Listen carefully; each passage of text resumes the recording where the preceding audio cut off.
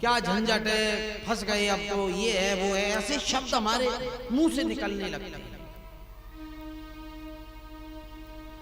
अच्छा, आप भगवान श्री कृष्ण की उन ललित लीलाओं का जब चिंतन करते हैं, सुनते हैं भागवत में, तो ये नहीं लगता कि ये वैसा ही जगत है।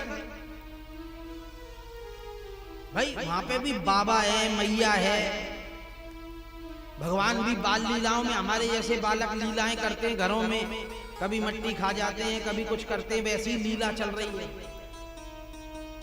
हमारे भी बालकों की शिकायतें आती हैं कि ये शैतानी करते हैं, तो वहां भगवान की भी शिकायतें आ रही हैं। वैसा ही जगत नहीं है, आपको लगता नहीं है? वैसा ही जगत है, लेकिन ये भगवान का जगत है। हम लौकिक जगत में रहते हैं, और ये जो भगवान की दुनिया है, ये भगवान का जो परिवार है, ये अलौकिक है। जब भगवान के जगत में मन लगता है ना, तो वंदन हो जाता है, और जब लौकिक जगत में मन लगता है तो बंधन में जीव बंध जाता है। ये फर्क है। किसी की घर की चर्चाएं करना अच्छी बात है क्या? अड़ोसी पड़ोसी की करत घट भीतर नाना विधि दे ताल, माया को सिर फेंटा। और अच्छा, निंदा शब्द रसाल, उसमें एक पंक्ति में आता है निंदा शब्द रसाल। निंदा करने में बड़ा रस आता है। आप देखना, कभी घंटों निकल जाते हैं, और कोई नई सूचना ले आए अगर किसी अड़ोसी पड़ोसी की, और वो पड़ोसी ऐसा हो जिससे हमारी बाकी खबर मिल जाए, तो भैया सोने पे सुहागा है। होता है कि नहीं? अब हम यहां बैठ के क्या कर रहे हैं? दूसरे के घर की तो बात कर रहे हैं, लेकिन वो अलौकिक है। ये चर्चाएं, ये बाल लीलाओं का वर्णन, भगवान की कथा का वर्णन, ये पूजा है।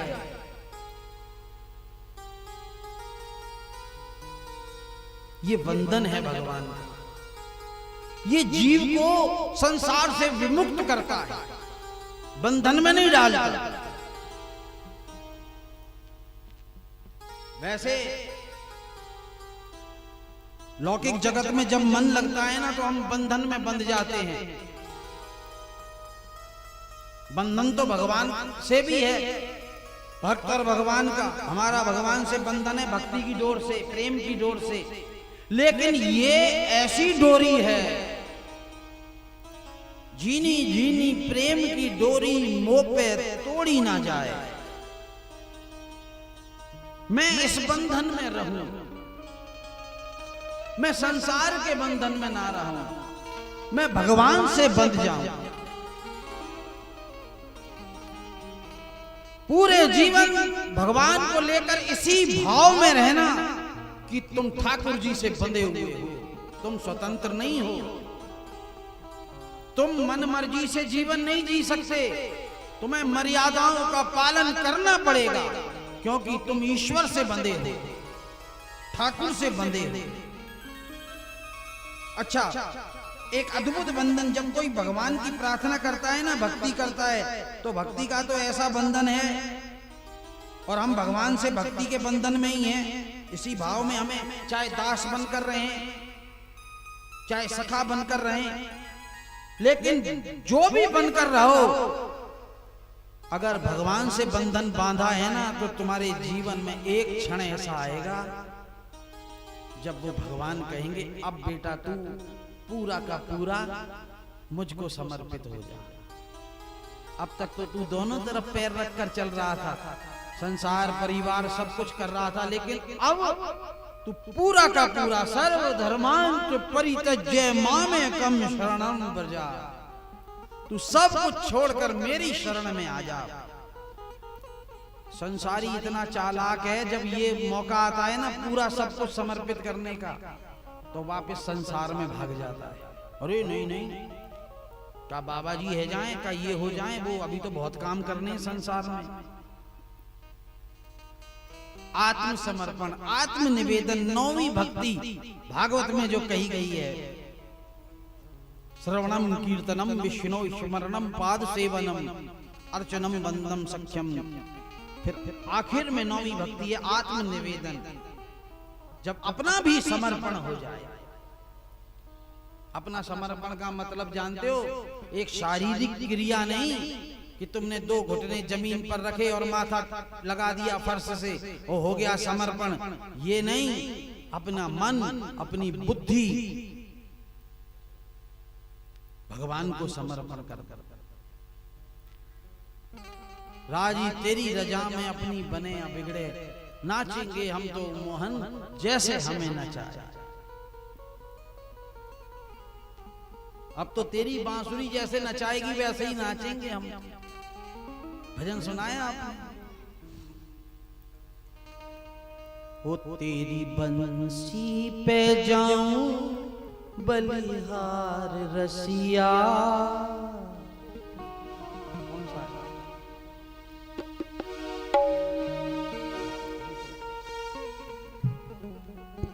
तेरी बंसी पे जाऊं बलिहार रसिया, मैं तो नाचूंगी तेरे दरबार रसिया। मैं तो नाचूंगी तेरे दरबार रसिया। तेरी बंसी पे जाऊं बलिहार। इसका अर्थ क्या है जानते हो? तात्विक अर्थ कि हमने आत्मनिवेदन कर दिया, अब तो जैसे तू नचाए संसार में वैसे नाचना है। तेरी बंसी पे जाऊं बलिहार रसिया, मैं तो नाचूंगी तेरे दरबार रसिया। ओ मैं तो नाचूंगी तेरे दरबार रसिया। तेरी बंसी पे जाऊं बलिहार रसिया, मैं तो नाचूंगी तेरे दरबार रसिया। ओ मैं तो नाचूंगी तेरे दरबार रसिया। उड़ के आई मैं लाल चुनरिया, उड़ के आई मैं लाल चुनरिया। उड़ के आई मैं लाल चुनरिया, उड़ के आई मैं तो लाल चुनरिया। और मटकी उठा के मैं तो बनी रे गुजरिया। ओ मटकी उठा के मैं तो बनी रे गुजरिया। कर आई मैं, हाँ, कर आई मैं तो 16 सिंगार रसिया, मैं तो नाचूंगी तेरे दरबार रसिया। ओ मैं तो नाचूंगी तेरे दरबार रसिया। तेरी बंसी पे जाऊं बलिहार रसिया, मैं तो नाचूंगी तेरे दरबार रसिया। मैं तो नाचूंगी तेरे सिया।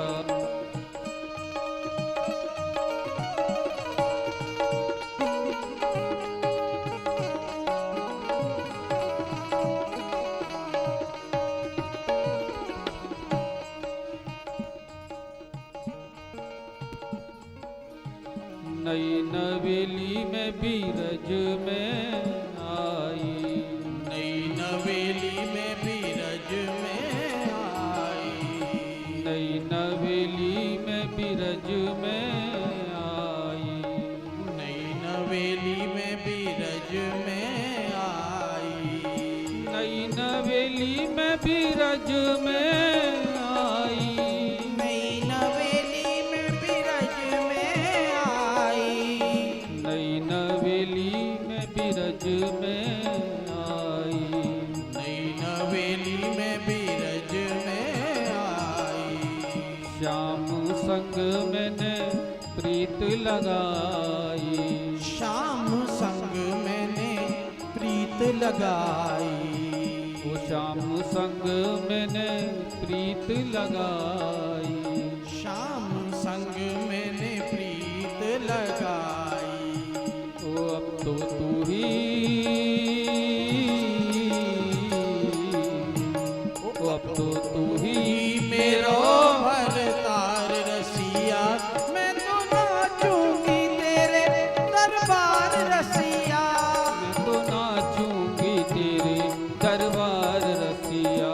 और नंद बाबा मेरे सुसर लगत हैं, नंद बाबा मेरे सुसर लगत हैं। और बलदाऊ मेरे जेठ लगत हैं, बलदाऊ मेरे जेठ लगत हैं। और तू ही मेरो भरतार रसिया, मैं तो नाचूंगी तेरे दरबार रसिया। ओ मैं तो नाचूंगी तेरे दरबार रसिया। तेरी बंसी पे जाऊं बलिहार रसिया, मैं तो नाचूंगी तेरे दरबार रसिया। मैं तो नाचूंगी तेरे दरबार रसिया। आत्मसमर्पण, आत्मनिवेदन। कल बहुत सुंदर झांकी के दर्शन किए। भगवान ने वामन अवतार लिया, राजा बलि से पृथ्वी का राज्य लेकर देवताओं को दिलाने के लिए। बहुत सुंदर। और दान की शिक्षा हमको दी। यथाशक्ति जीव को अपना कुछ ना कुछ दान जरूर करना चाहिए, क्योंकि ये एक कर्तव्य कर्म है। अगर तुम मनुष्य हो तो मनुष्य होने के बाद यज्ञ, दान और तप, ये तीन क्रियाएं कभी नहीं छोड़नी चाहिए। मनुस्मृति में कहा है, महर्षि पितृ देवानाम गत्वा ऋणम यथा विधि। हे मनुष्य, अगर तू मनुष्य देह में है तो अपने महर्षियों का, अपने पूर्वजों का और अपने देवताओं का ऋण यथा विधि अदा करता चल। और अगर ये ना कर पाए तो अथवा तो पुत्र सर्व समासज्य, अपने ज्येष्ठ पुत्र को सब कुछ देकर तू महाभाव में स्थित हो जा। ये महाराज मनु कह रहे हैं मनुष्य से, मनुस्मृति के अंतर्गत।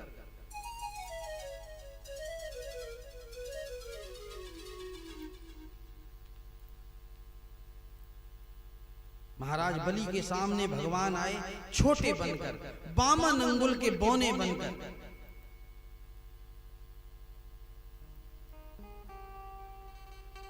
बलि के गुरु शुक्राचार्य जी वो पहचान गए। कोई भी वहां नहीं पहचान पाया कि ये कौन है। उन्होंने आज से पहले ये ब्राह्मण देखा ही नहीं था। बड़े बड़े अनुष्ठान होते थे, बड़े बड़े यज्ञ होते थे, लेकिन सबको बुलाया जाता था। ये पता नहीं अचानक कहां से आया है, कहां रहता है, कहां इसका आश्रम है, कौन है। लेकिन बलि के गुरु जो थे शुक्राचार्य, वो पहचान गए कि ये वामन नहीं, ये तो साक्षात नारायण आए हैं।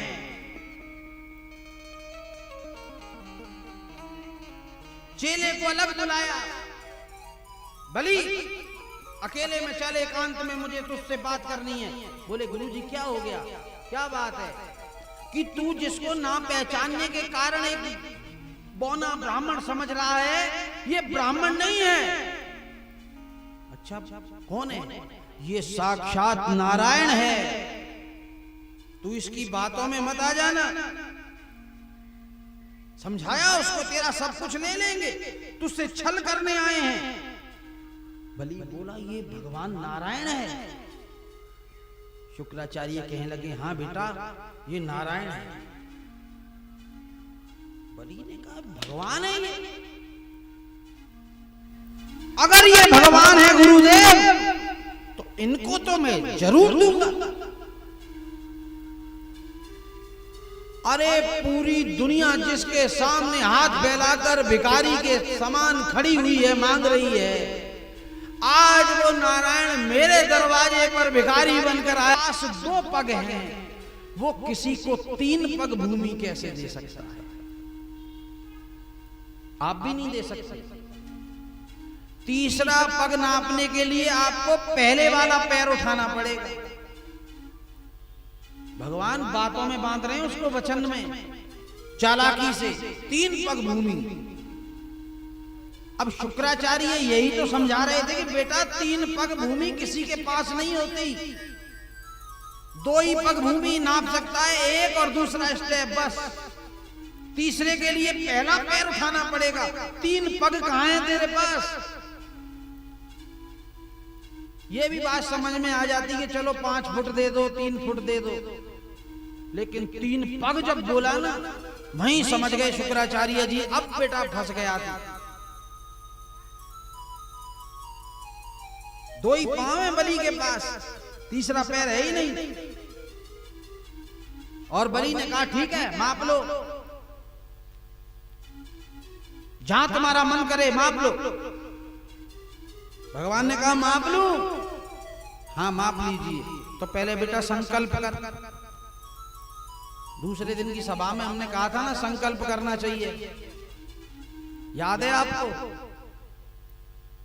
याद दिलाऊंगा तो आ जाएगा। किसी भी शुभ कार्य को करने से पहले संकल्प, तो इसका कथा का क्या संकल्प लेके बैठे हो आप? क्या मिले आपको? कई तो आज दर्शन हो रहे हैं, कई के तो पहुंचे हुए हैं। पता नहीं एक ऐसी धारणा सी बना ली है, पता है सबको कथा हो रही है, किसने जन्म पे चलेंगे, किसने जन्म पे चलेंगे, जाने कौन सा तुम झंडा गाड़ लोगे किसने जन्म पे आकर, क्या कर लोगे पता नहीं कृष्ण के दर्शन कर। अरे ये कृष्ण ही है। कितना सुनाया होगा वक्ताओं ने, संतों ने, ये साध्य है, साधन नहीं है। कृष्ण जन्म पे चलेंगे।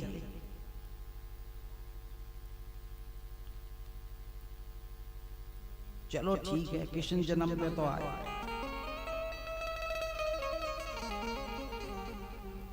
क्या संकल्प किया इस कथा का, क्या परिणाम मिले?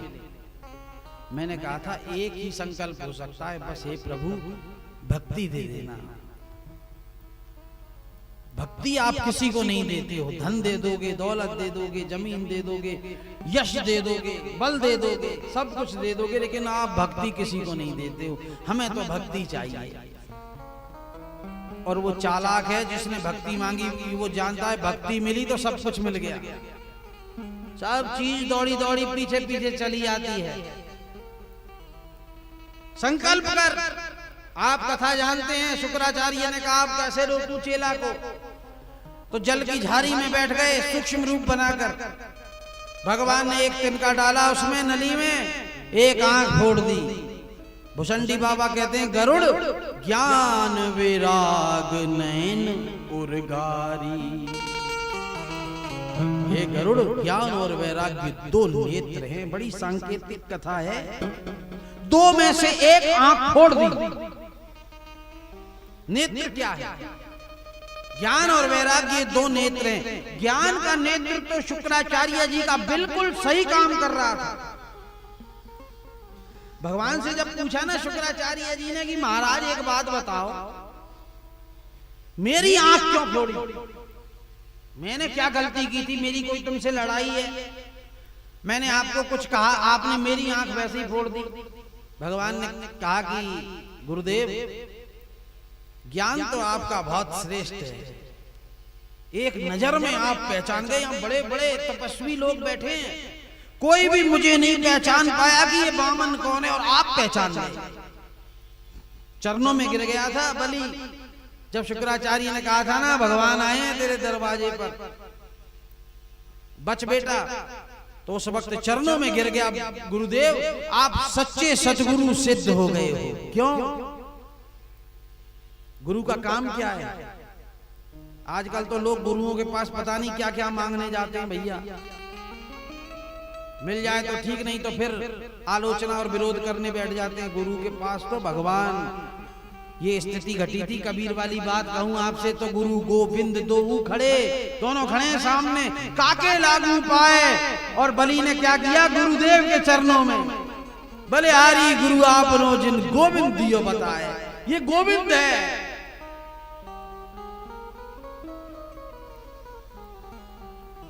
भगवान ने कहा कि गुरुदेव आपकी एक आंख, आपका ज्ञान बहुत श्रेष्ठ है, पहचान गए आप, लेकिन दूसरी आंख में थोड़ा कचरा आ गया, गंदगी आ गई। वैराग्य वाली आंख में, अरे आप सतगुरु होते हुए भी क्या ये नहीं जानते कि ये सब मेरा ही है, आप भी मेरे हो, बलि भी मेरा है, सब मेरे हैं, और आपके अंदर ये लोभ कि चेले का कुछ बच जाए, इसीलिए मैंने उसका ऑपरेशन किया है कि आपकी दृष्टि ठीक हो जाए। आपकी वैराग्य वाली दृष्टि में कचरा आ गया था, आप देख रहे थे कि आपको राग आ गया कि मेरे चेले का कुछ खर्च नहीं हो जाए, ज्यादा नहीं चला जाए, सब कुछ नहीं चला जाए, कुछ बच जाए। इसीलिए हमने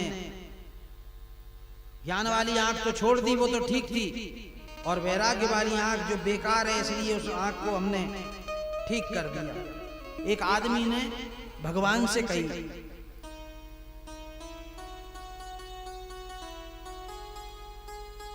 एक आदमी कहने लगा कि मैं भगवान की बहुत पूजा करना चाहता हूं, बहुत मेरा मन है, मेरे अंदर बहुत भाव है, भक्ति है, लेकिन क्या करूं, मैं लोभी इतना हूं कि खर्च कुछ नहीं कर सकता। पैसा भी मेरे पास बहुत है, ऐसी बात नहीं है, बहुत बड़ा सेठ हूं, बड़ी बड़ी फैक्ट्रियां मेरी चल रही हैं, भाव भी है, लेकिन मेरे अंदर आदत ये है कि मुझसे खर्च नहीं होता। इतना लोभ है महाराज कि मैं क्या बताऊं आप। तो वो महात्मा जी जिनसे वो कह रहा था, उन्होंने कहा कि चल ठीक है सेठ जी, कोई बात नहीं, तुम ऐसा किया करो, मानसिक पूजा किया करो, इसमें कोई खर्चा नहीं।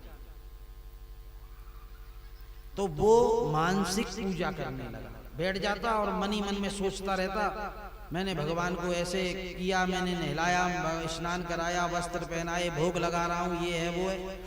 अब उस मानसिक पूजा का ऐसा फल भगवान देने लगे कि उसको भगवान के दर्शन होने लग गए, ध्यान में साक्षात भगवान के दर्शन होने लगे। एक दिन भगवान को मानसिक रूप से खीर बनाकर खिला रहा था, उसके मन में आया आज मैं ठाकुर जी तुम्हें खीर खिलाऊंगा, और बढ़िया दूध गाय का और बढ़िया चावल लेकर और ड्राई फ्रूट वगैरह, काजू किशमिश मेवा मखाने सब डाले सा, और मानसिक रूप से सोच रहा है अब खीर बन रही है, दूध उबलने लग गया है, चावल भी उबल रहे हैं, सब माल मसाला डाल दिया है, अब बढ़िया चकाचक खीर बना रहा है। और जब शक्कर डालने की बारी आई ना, तो डालनी थी 2 चम्मच, और 1 चम्मच डालने के बाद दूसरी भरी, लोभ वहां पर भी आ गया, ज्यादा नहीं हो जाएगा, तो उसको डब्बे में ही कम करने लगा। भगवान प्रकट हो गए, हाथ पकड़ लिया, अबे ये क्या कर रहा है, इसमें कौन सी तेरी वास्तव में शक्कर खर्च हो रही है, ये तो मानसिक रूप से कम यहाँ तो 2 नहीं 3 डाल दे, 4 डाल दे, पूरा डिब्बा उड़ा दे, इसमें मानसिक रूप से तेरे कौन से पैसों का खर्चा हो रहा है। भगवान प्रकट हो गए वहां, मानसिक तो वैराग्य वाली आंख गुरुदेव आपकी ठीक नहीं थी। संकल्प किया बलि ने, अब भगवान जो क्या है कि मांगते वक्त तो बामन थे, और नापते वक्त ऐसा विराट स्वरूप बनाया भगवान ने, दिव्य।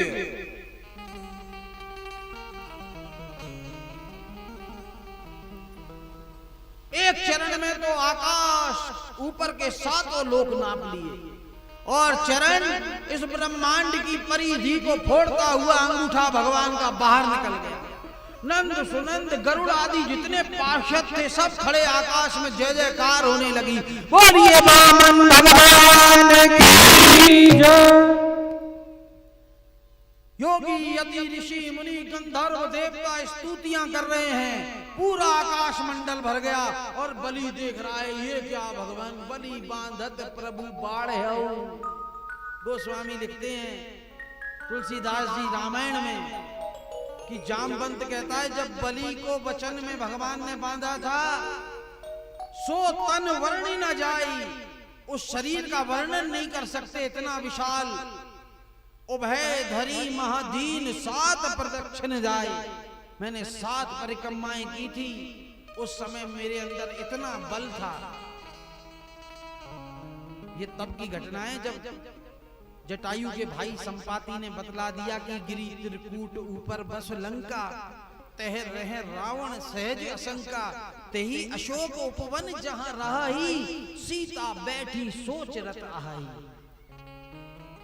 ढूंढ रहे थे ना सीता को, तो उन्होंने कहा गिद्ध की दृष्टि बड़ी तेज होती है, गिद्धराज बतलाओ आपको कहीं दिखाई दे रही है कि हाँ 100 योजन दूर त्रिकूट गिरी है, उस पर लंका बनी है, वहां बैठी है वो, जाओ। अब वो कहे जावे कौन? जामवंत बोला भाई मैं तो बूढ़ा हो गया, पर उस वक्त जब वामन अवतार लिया था भगवान ने, तो मैंने 7 प्रदक्षिण 2.5 घड़ी में पूरी कर दी।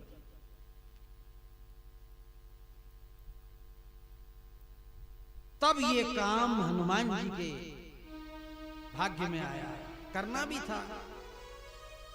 उन्होंने कहा भाई तुम सब लोग अधूरे हैं, पूरा वो राम दुलारा है, बल्ली उसके हाथों में दो, वो ही मल्लाह हमारा है।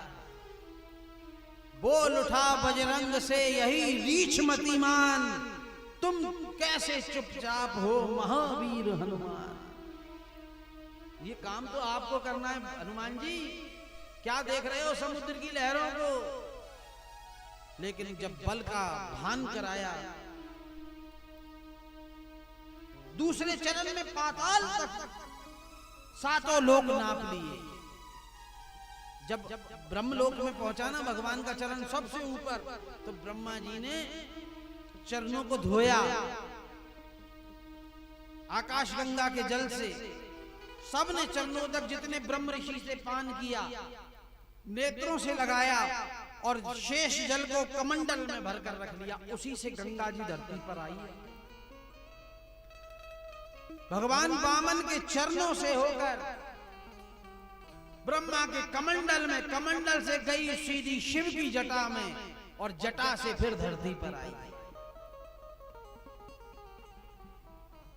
अपन तो यही सोचते ना भगवान भोलेनाथ की जटान में से गंगा निकल रही है, नहीं, वहां कहां से आई? वहां आई ब्रह्मा जी के कमंडल से निकलकर। ब्रह्मा जी के पास कहां से आ गई कि वो धोवन का जल है। जे जेहि चरणन सो निकसी सुरसरी, शंकर जटा समाई, सोई चरण केवट धोई लीने, सोई चरण केवट धोई लीने, तब हरि नाव चढ़ाई, भज मन राम चरण सुखदाई, भज मन राम चरण सुखदाई, राम चरण सुखदाई, राम चरण सुखदाई, भगवन राम चरण सुखदाई, भज राम चरण सुखदाई। गंगा जी का प्रादुर्भाव, सब कुछ नाप लिया। अब वामन कहने लगे हाँ बलिराज, तीसरा पग भूमि दीजिए। अब तीसरा पग कहां है बलि के पास? बलि बेचारा सिर झुकाकर खड़ा है। भगवान गरुड़ को बोले गरुड़, बलि को बांधकर पृथ्वी पर डाल दो। मांगते वक्त तो ये कहता था कि भिखारी के समान 3 पग भूमि क्या मांगते हो, कुछ और मांगो। रथपाल की तरफ आभूषण,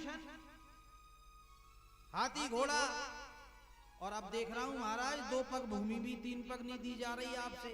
अब बलि बेचारा वामन भगवान के तेज से डर कर चुपचाप, ये भी नहीं कह सकता तुम मुझसे छल कर रहे हो।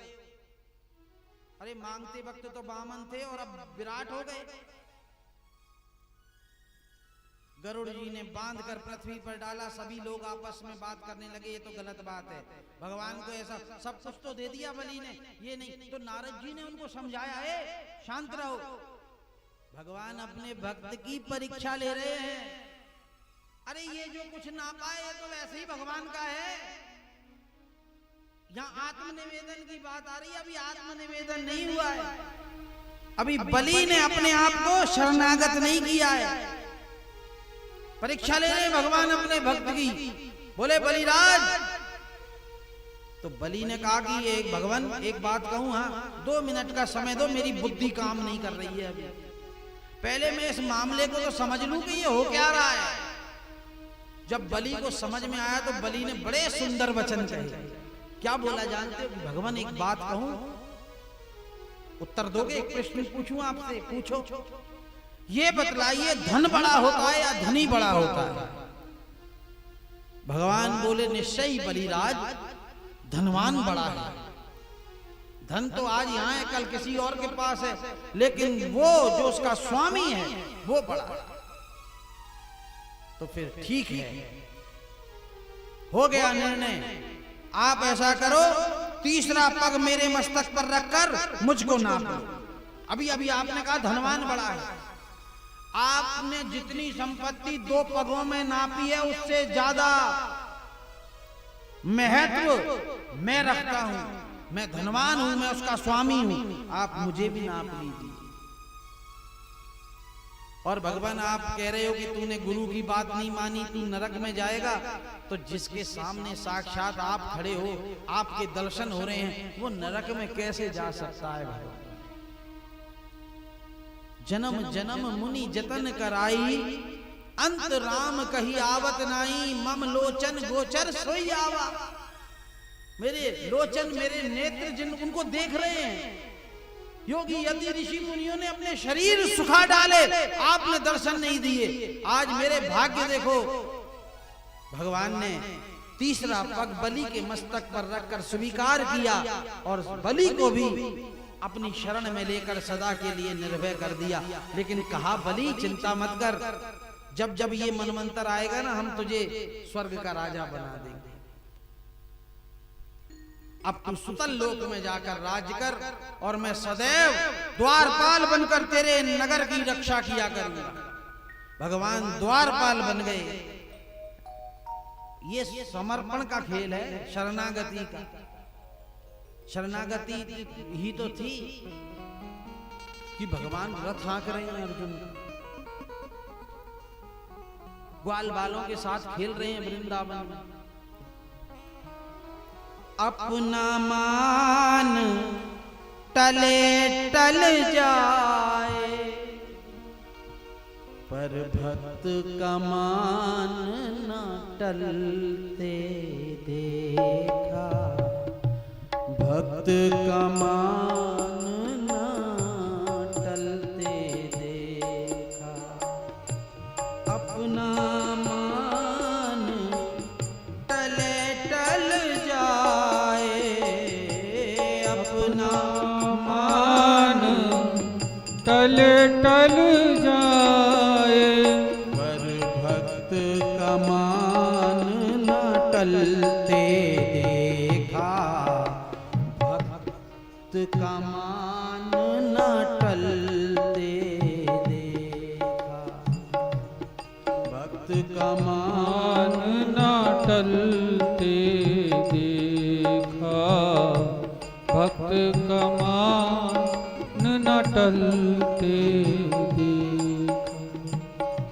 प्रबल प्रेम के पाले पड़कर, प्रबल प्रेम के पाले पड़कर, प्रभु को नियम बदलते देखा, प्रभु को नियम बदलते देखा, प्रभु को नियम बदलते देखा। बलि को अभय दिया,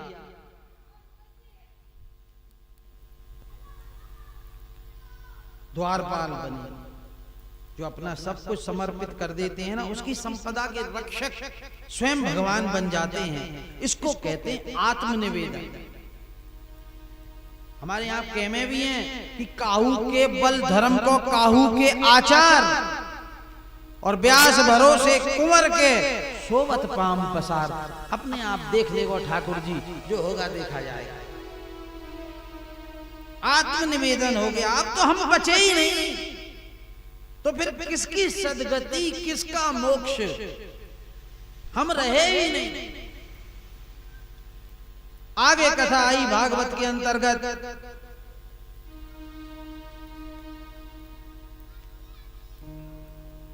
सुखदेव जी कहने लगे, राजन, भगवान को बलि को सुतल लोक का राज्य दिया। तत्पश्चात भगवान के जब अवतारों की कथाओं को सुनकर परीक्षित का मन नहीं भरा, और परीक्षित कहने लगा, भगवान मैं और अवतारों की कथा सुनना चाहता हूँ, सुनाइए मुझे मत्स्य अवतार की कथा सुनाइए। मैंने सुना है भगवान ने मत्स्य का भी अवतार लिया था। सुखदेव जी बोले, परीक्षित, आदि पुरुष निराकार प्रभु जन्म और मरण से रहित हैं, अजन्मा और निराकार हैं। वो इसलिए अवतार लेते हैं कि भक्त लोग उनकी लीला और चरित्रों को, उनकी मंगलमय कथाओं को सुनकर इस संसार सागर से पार होते रहे। जिस समय गौ ब्राह्मण देवता पृथ्वी धर्म और हरि भक्तों पर संकट पड़ता है, उस समय वे पावन रूप में अवतार धारण कर लेते। एक बार जब प्रलयरात्रि हुई तो ब्रह्मा जी अचेत अवस्था में सोए थे। तो जब दिन होने पर उनको जम्हाई आई, तो उस समय हयग्रीव नाम का एक दैत्य उनके मुख से वेद निकालकर चुरा कर ले गया।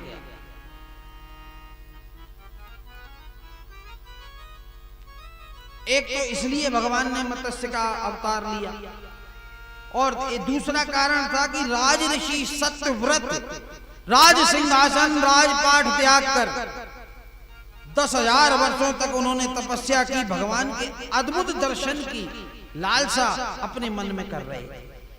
इन दोनों ही कारणों की पूर्ति के लिए भगवान ने मत्स्य का अवतार धारण किया।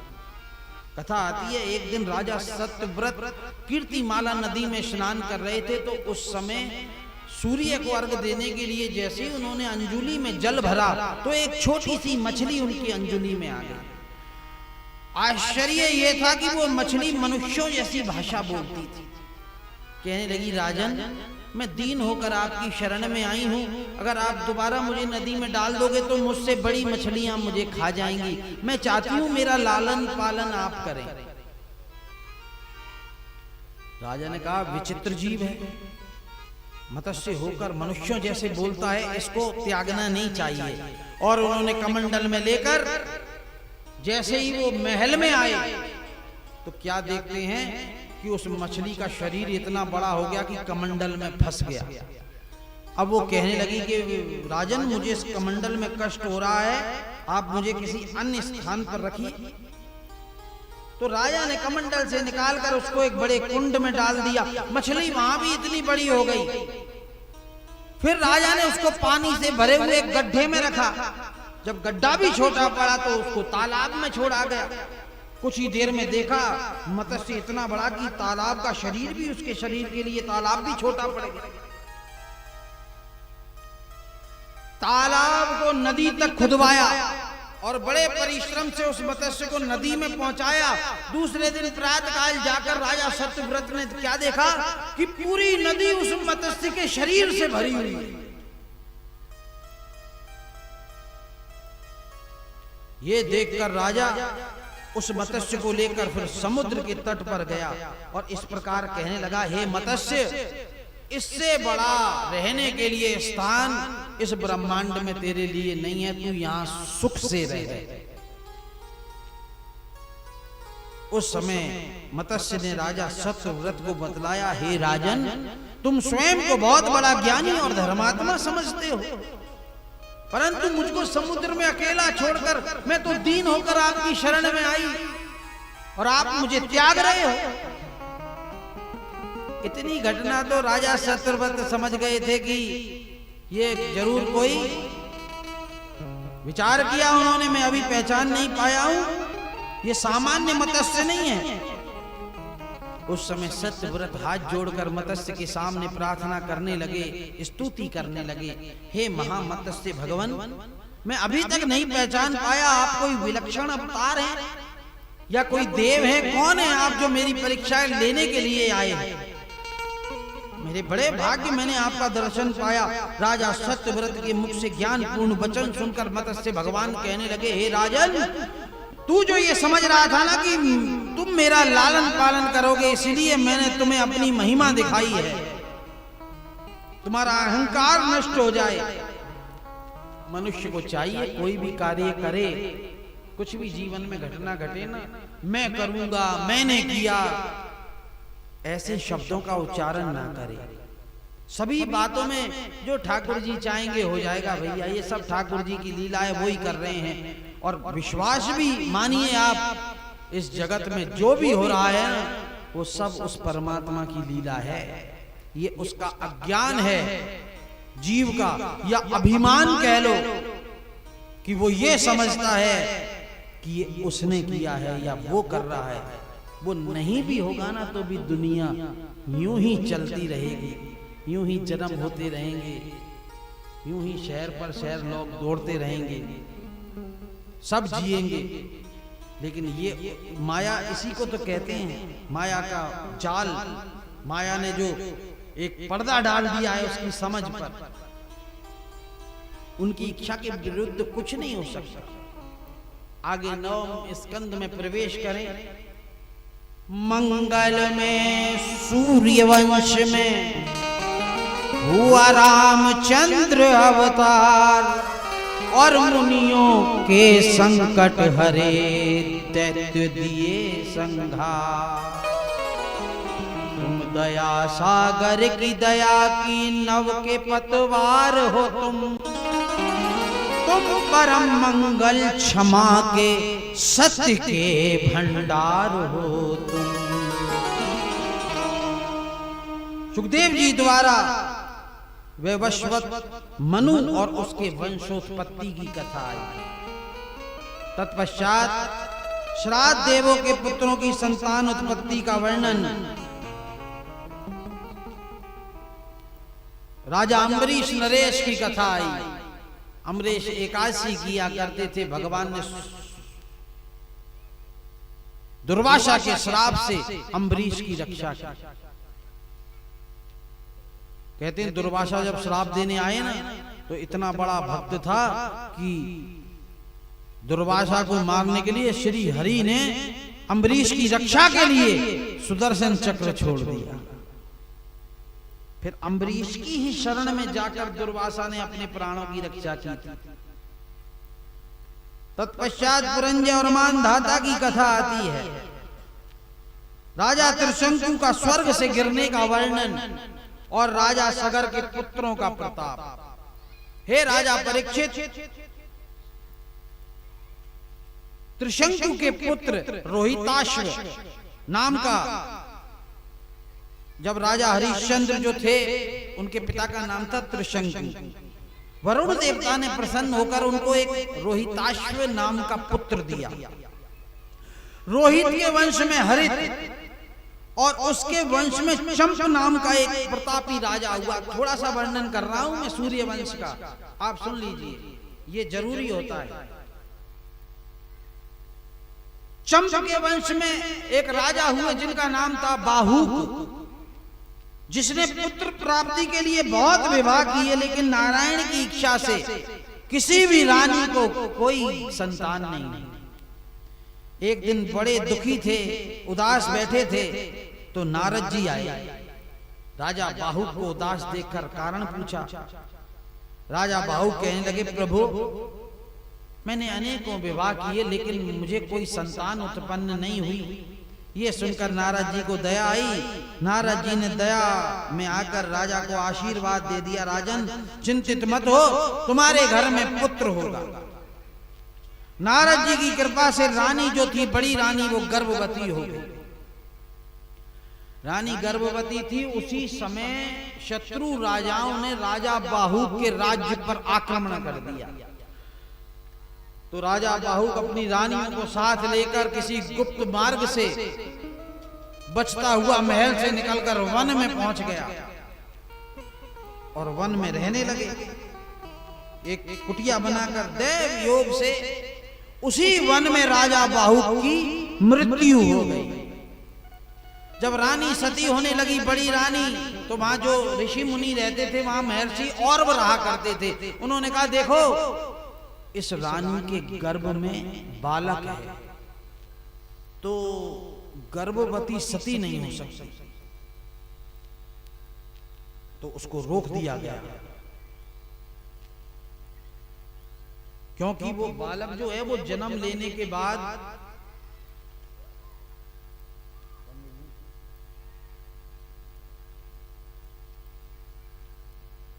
बड़ा तेजस्वी और प्रतापी बनेगा। जब दूसरी जो सौत थी रानी की, उनको मालूम हुआ ना कि इसके गर्भ है, तो उन्होंने द्वेष के कारण उस रानी के भोजन में विष मिलाकर उसको खिला दिया। ये जानकर मुनि गण जो थे वो बहुत घबरा गए।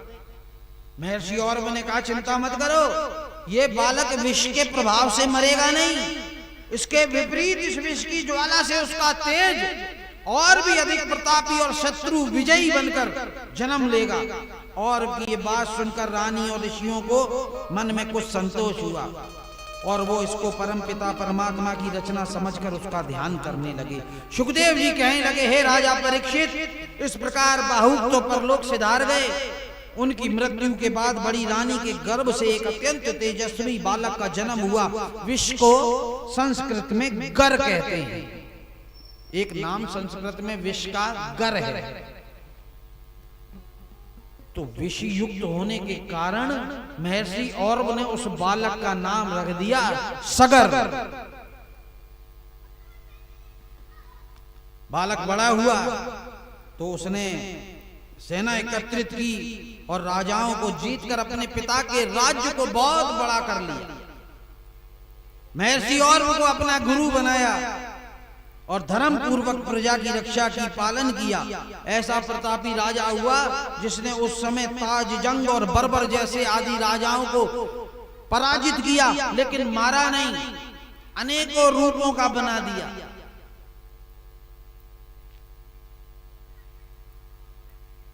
मलेच्छ राजा थे ये। अनेकों रूपों का बनाने का मतलब किसी की दाढ़ी छोड़ दी, मूंछ काट दी, किसी का सिर मूंड दिया। अब ऐसा भेष किसका होता है आप समझ जाओ।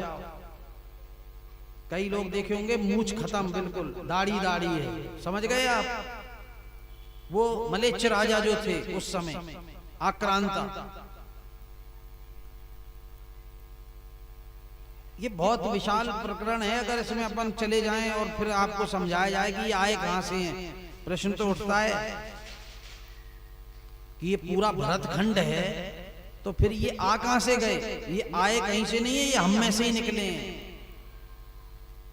लेकिन इन्होंने पुराणों को नहीं माना, वेदों को नहीं माना, इसलिए इनको हमने नास्तिक कहा। इनका दर्शन ही अलग था। ईश्वर को तो मानते हैं, ये नाम दूसरा लेते हैं, पुकारते हैं उसको। और भी हैं। राजा सगर ने 2 विवाह किए। बड़ी रानी का नाम था सुमति, छोटी का रानी का नाम था केशिनी।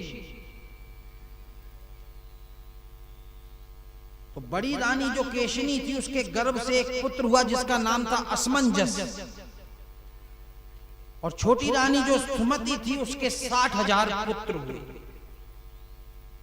असमंजस जो था वो पूर्व जन्म का योगी था, तो उसने प्रजा को कष्ट पहुंचाना जब प्रारंभ किया, योगी बड़े क्रोधी होते,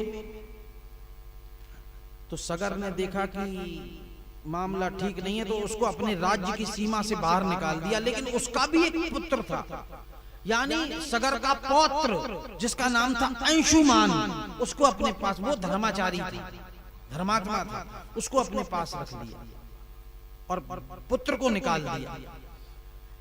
और जो छोटी रानी थी सुमति, उसके गर्भ में शास्त्रों में संहिता में कथा आती है कि एक तुम्बा गर्भ से निकला। तुम्बा जानते हैं आप? एक वनस्पति सब्जी होती है तुम्बा, जिसको सुखाकर एक तारा भी बनाया जाता है उसके नीचे का वो। तो उस तुम्बे में अब राजा को बड़ी लज्जा आई कि यार राज्य में लोगों को पता लगेगा कि रानी ने तुम्बे को जन्म दिया है। तो गुप्त रीति से उसने आज्ञा दी इसको वन में फेंक दो। तब आकाशवाणी हुई, राजन इस तुम्बे में तेरे 60,000 पुत्र हैं। तो उसका उपाय भी बतलाया कि 60,000 घी के, शुद्ध घी के घड़े भरवाए और बड़ी सावधानी से उस तुम्बे से एक एक बीज निकालकर उन घड़ों में डाला गया। वहां से सगर के 60,000 पुत्रों की उत्पत्ति संहिता में बतलाई गई है। कई बातें हैं जो पुराणों में नहीं है, शास्त्रों में नहीं है, उपनिषदों में है।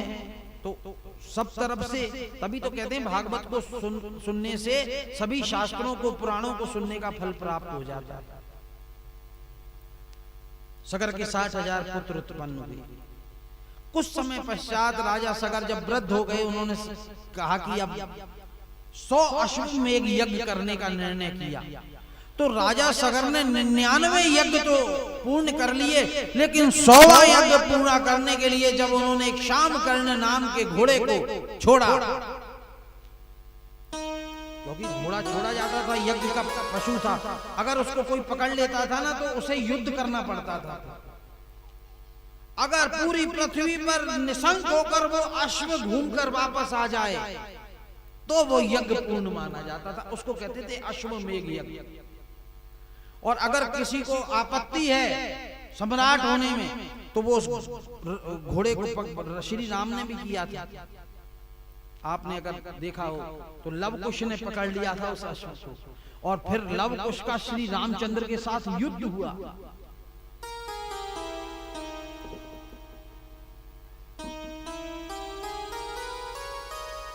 इंद्र को चिंता हुई ऐसा ना हो 100 यज्ञ पूरे करके हमसे इंद्रासन को छीन ले, तो उसने छल किया, भेष बदलकर उस अश्व को चुराकर गंगा सागर में जहां कपिल भगवान तप कर रहे थे उनकी आश्रम के पीछे बांध दिया। अब जब वो घोड़ा लौटकर अश्व नहीं आया तो सगर ने अपने पुत्रों को कहा, 60,000 पुत्र उस अश्व को ढूंढने निकले। पृथ्वी को खोद दिया, 7 छोटे छोटे समुद्र बना डाले, और खोजते खोजते जब वो गंगा सागर तीर्थ पर पहुंचे, वहां जाकर उन्होंने देखा कि कपिल भगवान के आश्रम के पीछे वो अश्व बंधा है। तो उन्होंने बड़े आलोचनात्मक और कटु वचन कहे, आपस में बहुत निंदा करने लगे, गालियां देने लगे, अपशब्द कहने लगे। देखो इसने स्वांग रचा रखा है, साधु संत बनकर इसने अश्व को चुरा लिया है। कहते ना कि कपिल की क्रोध आग्नि से सगर के 60,000 पुत्र जलकर भस्म हुए। नहीं, वो इतने अपशब्द बोले, इतने कटु वचन बोले क्रोध में भरकर कि अपनी ही क्रोध आग्नि में सगर के 60,000 पुत्र जलकर भस्म हो गए। वरना भगवान तो बड़े दयालु हैं, कोई अज्ञानी उनसे कुछ कहे तो ये नहीं छोटे मोटे ये तो मच्छर हैं, छोड़ दो इनको। वो खुद ही अपने ही पापों की अग्नि में जलकर भस्म हुए थे, कर्मों की अग्नि में। ऐसे कर्म कर लिए, भगवान को इतने कटु वचन बोले, आलोचनात्मक वचन बोले कि शरीर में अग्नि पैदा हो गई। कपिल भगवान तो ज्यों की त्यों बैठे रहे। जब वो भी नहीं लौटे तो सगर ने फिर अपने पौत्र को भेजा, बेटा तू जा। जब सगर पौत्र अंशुमान गंगा सागर तीर्थ पर गया, उन्होंने नाना प्रकार से कपिल भगवान की वंदना की। कपिल भगवान आंख खोलकर बोले, हे सगर पौत्र, तुम्हारे यज्ञ का अश्व हमारे आश्रम के पीछे बंधा है, और ये सारी करतूत देवराज इंद्र की है। लेकिन सुनो, कटु वचन कहने के कारण क्रोध अग्नि में जलकर तुम्हारे 60,000 पिता, ये राख की ढेरी जो देख रहे हो ना चारों ओर, ये अस्थियां पड़ी हैं, ये नरकंकाल पड़े हैं, ये तुम्हारे पिताओं के हैं। इनका उद्धार नहीं हुआ है, इनकी अधोगति हुई है। इनकी सदगति करने के लिए गंगा जी का आह्वान करो। जब तक गंगा जी आकर अपनी लहरों में बहाकर इनकी भस्म रस्तियों को नहीं ले जाएंगी, तब तक इनका उद्धार नहीं होगा। अब सारी बात जब अंशुमान ने अपने पितामह को बतलाई, सगर ने यज्ञ पूर्ण किया, अंशुमान को राज्य सिंहासन पर बिठाकर तपस्या करने के लिए वन में गए, गंगा जी को लाने के लिए तपस्या की, पर गंगा जी धरा पर नहीं आई। सगर के बाद अंशुमान ने तपस्या की, लेकिन गंगा जी धरा पर नहीं आई। अंशुमान के बाद हुए राजा दिलीप। राजा दिलीप ने बहुत तप किया, लेकिन गंगा जी धरा पर नहीं आई। दिलीप के पुत्र थे भागीरथ। भागीरथ ने बचपन में ही सुन लिया था कि मेरे पूर्वज जो हैं उनका उद्धार नहीं हुआ है। अब गंगा जी जब तक नहीं आएगी, तो उसने कहा कि मैं सिंहासन पर तब बैठूंगा जब गंगा जी धरा पर आ जाएगी। तो वो बचपन में ही तप करने के लिए चले गए। ऐसी घोर तपस्या की भागीरथ ने, गंगा जी प्रसन्न हो गई, कहने लगी पुत्र वरदान मांग। हाथ जोड़कर भागीरथ कहने लगा, मां मेरी इच्छा है कि आप धरती पर पधारो और मेरे पूर्वजों की भस्म और अस्थियों को ले जाइए, ताकि मेरे पूर्वजों का उद्धार हो जाए। गंगा जी कहने लगी, बेटा मैं आऊं तो, पर मेरे वेग को ना सह सकने के कारण पृथ्वी रसातल में चली जाएगी, वेग बहुत है। तो उस वेग को धारण करने के लिए कोई तैयार हो तो मैं आ जाऊं। अब क्या करें बेचारा, कि अगर कोई तैयार हो जाए तो फिर मेरा आह्वान करना, मैं आ जाऊंगी। अंतर ध्यान हो गई गंगा मैया। अब भागीरथ सोचने लगा, क्या करूं भैया, अगर नारायण को पूजूं तो बड़ा मुश्किल है मामला, ब्रह्मा जी के बस की बात नहीं है। कौन से देवता को पूजूं जो फटाफट राजी हो जाए। उन्होंने देखा कि महादेव ऐसे हैं। अब हमारे ठाकुर जी तो इतने नखरे हैं भैया के, राजभोग अलग और बाल भोग अलग और फलाने 56 भोग अलग, और हमारे भोले बाबा बढ़िया हैं। एक बेलपत्र लेकर चढ़ा जाओ, खुश हो जाएंगे, एक लोटे जल से प्रसन्न हो जाते हैं। तभी तो भीड़ लगी रहती है मनोकामनाएं पूर्ण करने। हिंग लगे ना फिटकरी और रंग चोखो, ऐसे देवता कौन छोड़े। भोलेनाथ की तपस्या की, जल्दी प्रसन्न हो गए कैलाशपति। बोले भागीरथ बोल, कैलाशपति मेरी इच्छा है कि आप गंगा जी अपने मस्तक पर धारण कर लो, मेरे पितरों का उद्धार हो जाए। ठीक है। भोलेनाथ कहने लगे, ठीक है फिर भागीरथ कहो गंगा को पधारे, मैं उनके प्रथम वेग को अपने मस्तक पर लेने को तैयार हूं। अब जब भागीरथ ने गंगा मां को कहा कि माता जी चलिए, कि कोई तैयार हुआ मेरे वेग को धारण करने के लिए, कि हाँ एक कैलाश पे बाबा जी रहता है, नाम है शंकर, वो तैयार हुआ है। गंगा जी को बड़ा अभिमान था, अरे मेरे वेग को कौन शंकर। बड़े अभिमान में गंगा जी बोली, अच्छा देखती हूं कौन शंकर है, अगर उसको भी पाताल में ना उतार दूं। और हमारे भोले बाबा तो चकाचक बिल्कुल आराम से खड़े हैं। अरे कोई काम करना होना तो आदमी तैयारी तो कर लेता है, जैसे कोई एकदम हाँ हाँ ठीक है आया, कोई तैयारी नहीं, आराम से खड़े हुए, जटाएं खोलनी अपनी, कह दो गंगा माँ को आ जाए, अरे तैयार हो जाओ भोलेनाथ। हाँ तैयार ही हूं मैं, चिंता मत कर। और जैसे ही गंगा जी आई, प्रथम प्रपात हुआ मस्तक के ऊपर भोलेनाथ के, और भोलेनाथ ने जटा उठाकर बांधना शुरू कर दिया।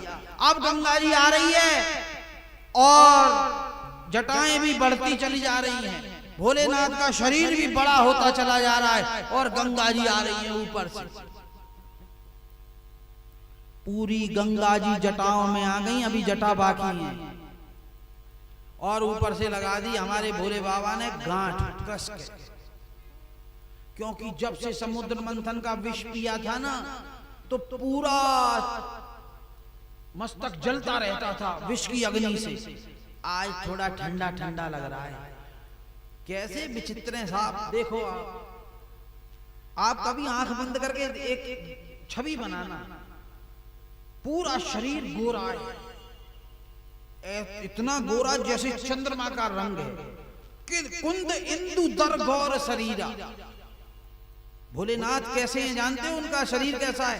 काला नहीं है, सांवरा नहीं है, सांवरे तो हमारे ठाकुर जी हैं। भोलेनाथ बहुत गोरे, कर्पूर गौरम। कपूर देखा है आपने, जिसको अपन आरती में जलाते हैं। करुणा अवतारम संसार सारम भुजगेंद्र हारम सदा वसंतम हृदयारविंदे भवम भवानी सहितम नमा। ऐसा गोरा शरीर है, लेकिन यहां से लेकर यहां तक नीला ब्लू रंग, क्योंकि विषय ऊपर चंद्रमा है। ऐसा विचित्र देवता तुम्हें कहीं नहीं मिलेंगे जो हमारे पास है। अब गंगा जी घूम रही है जटा में।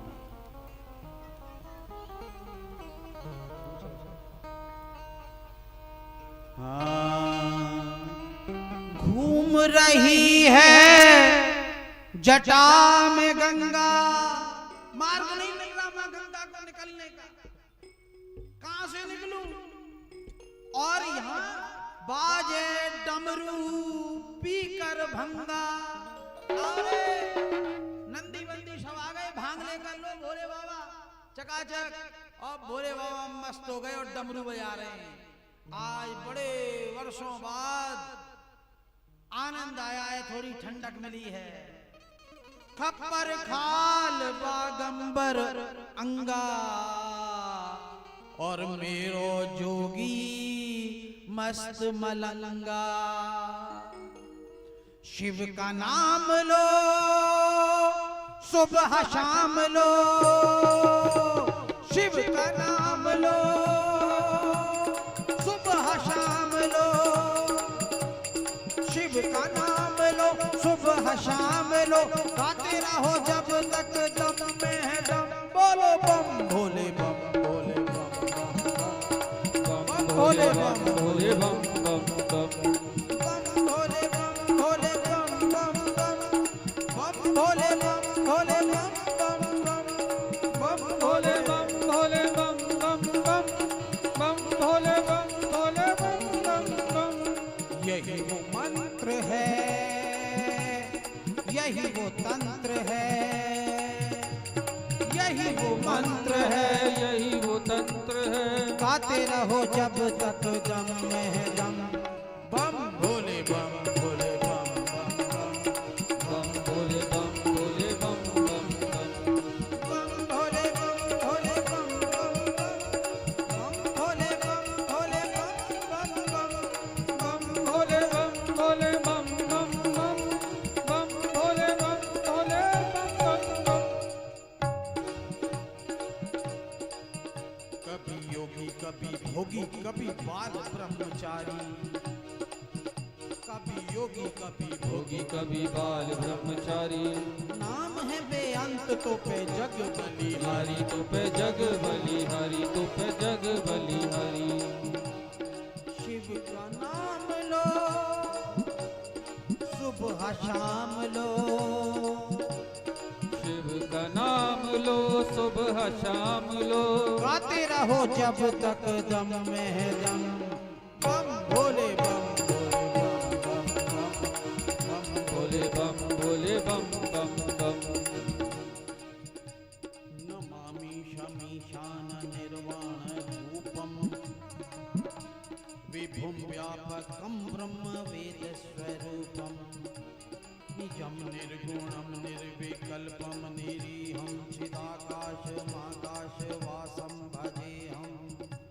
निराकार ओंकार मूलं तुरीयं गिराज्ञान गोतीतमीशं गिरीशं।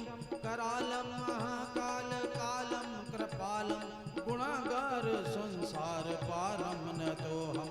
तुषारात्रि शंकास गौरम गंभीरम मनोभूत कोटि प्रभाश्री शरीरम।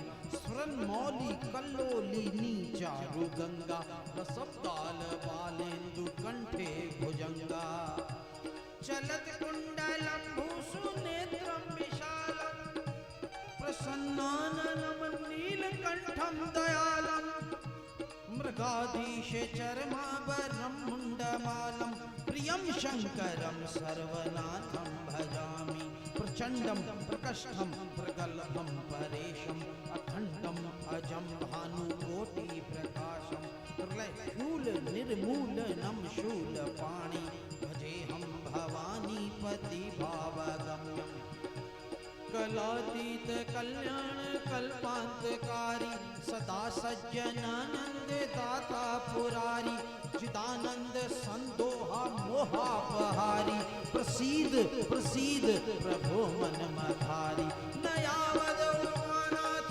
पादारविंदम भयं दीहे लोके परे वानराणम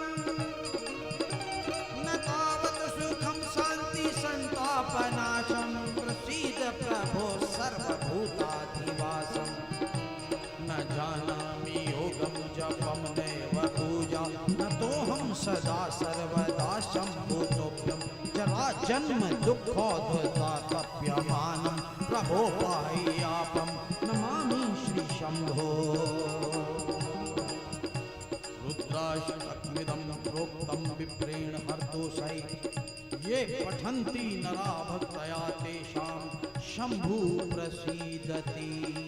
इसका पाठ करने से जाने अनजाने कभी किसी संत महापुरुष सतगुरु का अपराध हुआ हो क्षमा हो जाता है। बम शिव हर शंकर गौरी श्याम वंदे गंगा धनीशम शिव रुद्रम पशुपति विश्वानाथ हर हर काशी पूर्णा कंबज भाल लोचन परमानंदा नीलकंठा तुम शरणम शिव असुर निकंदन भय दुख भंजन सेवा के प्रतिपाला मम आवागमन मिटा मेरे भोले वश बारंबार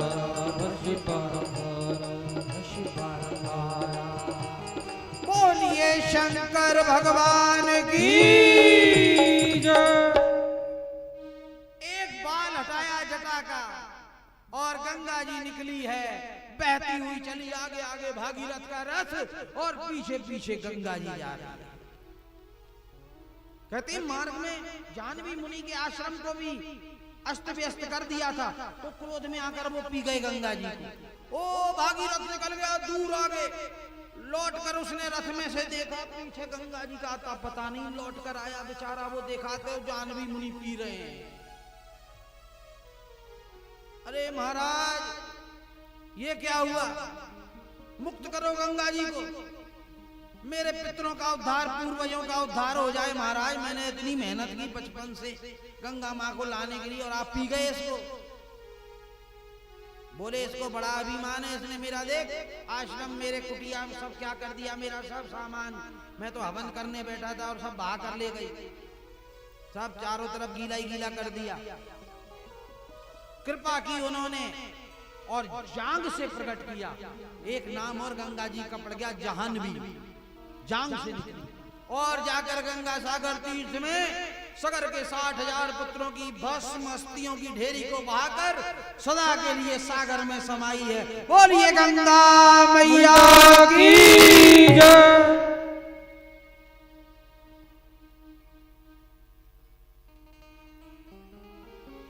गंगा की महिमा है।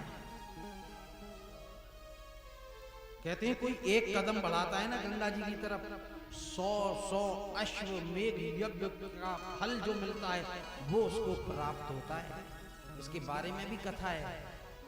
शिव जी कोड़ी बनकर बैठ गए पार्वती सुंदर रूप धारण करके हरिद्वार में गंगा के तट पे कोई आता पार्वती जी को देखकर पार्वती भोलेनाथ कोड़ी बनकर पड़े हैं मक्खियां भिनभिना रही हैं और वो मक्खी उड़ा रही है तो कोई आता पार्वती से कहता अरे कहाँ इसके साथ पड़ी है चल हमारे साथ हम बहुत बड़े साहूकार हैं सेठ हैं।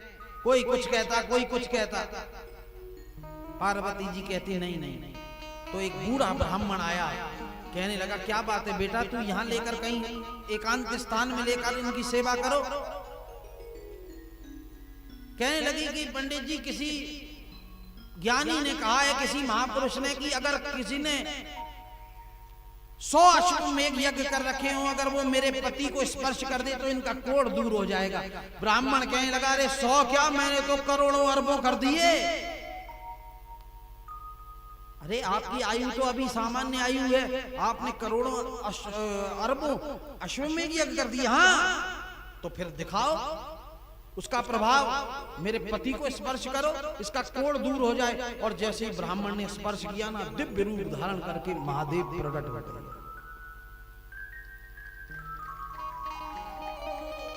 मैंने कल भी कहा था, वस्तु को पा लेना और वस्तु की महिमा को जान लेना दोनों अलग अलग चीज हैं। अगर इस भागवत में आकर कोई सामान्य बैठ गया ना संसारी, तो वो थारी मारी में ही फंसा रहेगा, ऊपरी आवरण में उलझा रहेगा। और कोई कृष्ण को जानने वाला बैठ गया तो उसकी हर सांस पुकारेगी, अधरम मधुरम मधुराधिपते रखिलम मधुर। सुखदेव जी कहने लगे, राजन, राजा खटवांग के वंश में, उसी सूर्य वंश में एक दशरथ नामक महाप्रतापी राजा हुए, जिनके यहाँ स्वयं नारायण ने अवतार लिया श्री रामचंद्र के रूप में। शेषनाग ने अवतार लिया श्री लक्ष्मण जी के रूप में। भरत और शत्रुघ्न, 3 रानियां थी उनकी, कौशल्या, सुमित्रा और केकई। आइए थोड़ा सा राम जन्म तक आनंद मनाते हैं, उसके बाद यदुवंश की कथा में प्रवेश करेंगे।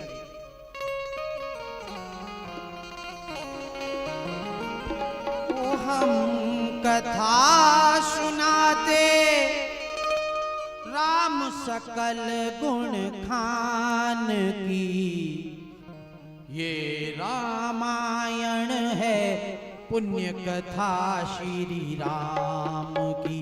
ये रामायण है पुण्य कथा श्री राम की।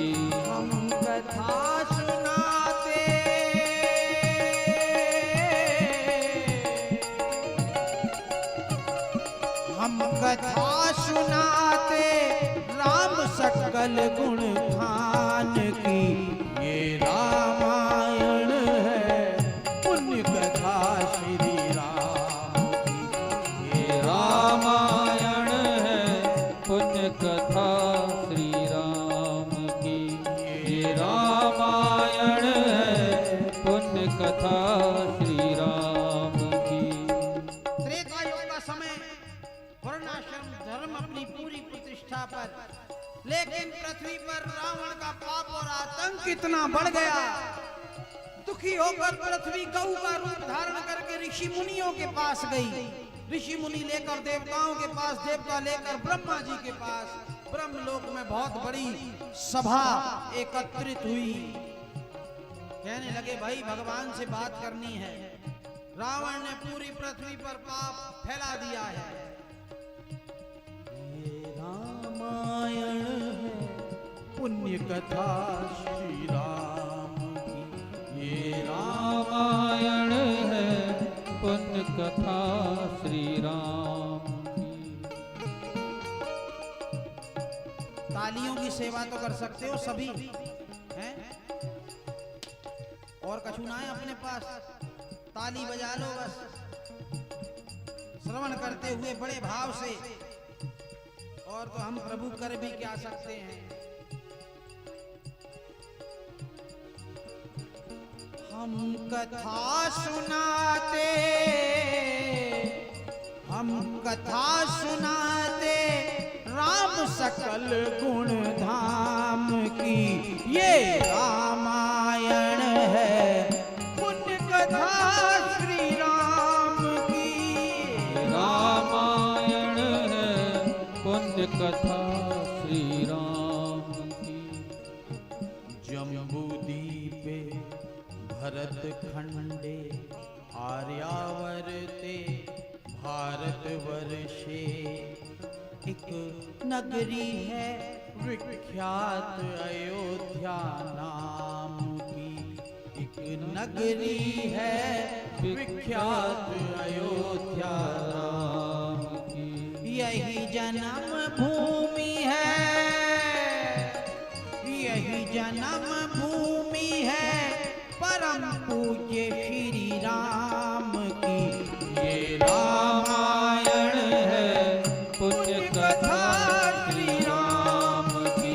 ये रामायण है पुण्य कथा श्री राम की। सभी बैठे हैं, सब पूछने लगे भगवान कहाँ मिलेंगे। तो भोलेनाथ कहने लगे, जब ब्रह्मा जी ने पूछा महादेव आप बतलाइए, भाई कोई कहता क्षीर सागर में, कोई कहता बैकुंठ में, कोई कहता भक्तों के घर में, किसी की बात सर्वोत्तम नहीं ठहरी। महादेव से पूछा महादेव बोलो। महादेव पार्वती को सुना रहे थे ना, तो वो हंस रहे थे, कहने लगे पार्वती मुझे उस सभा में हंसी आ रही थी मन ही मन में। तो जब ब्रह्मा जी ने मुझसे कहा ना कि आप बताओ, तब मैंने अपना अनुभूत वचन कहा, पढ़ा हुआ नहीं, सुना हुआ नहीं, जो मैं करके देख चुका था प्रैक्टिकल, वही बात मैंने सबको बतलाई। क्या? अरे भगवान को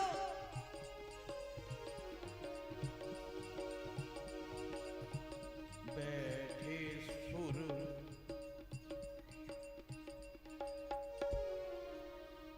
बैठे सुर सब करई विचारा।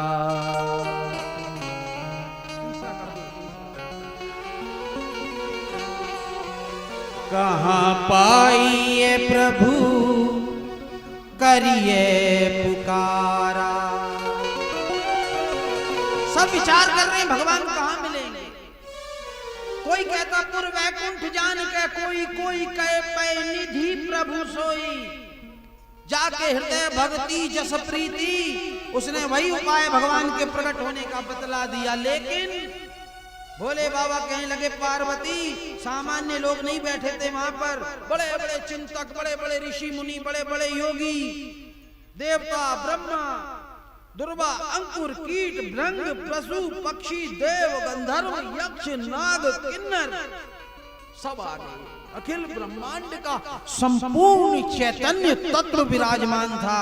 और जब मैंने अपना अनुभूत वचन मुझसे कहा ब्रह्मा जी कहने लगे भोलेनाथ आप बतलाइए। भोले बाबा कहने लगे ते ही समाज गिरिजा में रयाऊ, अवसर पाई वचन एक कहाऊ। क्या कि सुनो भगवान से मिलना है, अपना दुख सुनाना है तो सुनो फिर कि हरि व्यापक सर्वत्र समाना, प्रेम ते प्रगट होई में जान। उसको ढूंढने की जरूरत नहीं है, वो तो प्रकट है समान रूप से भीतर भी और बाहर भी। मुझे एक शब्द बड़ा अच्छा लगता है, क्या?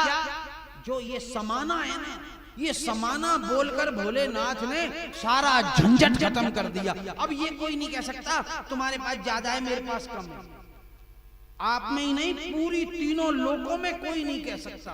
एक चींटी भी नहीं कह सकती कि हाथी में तो ज्यादा है और मुझ में कम है। हाथी में भी उतना ही है जितना चींटी में है।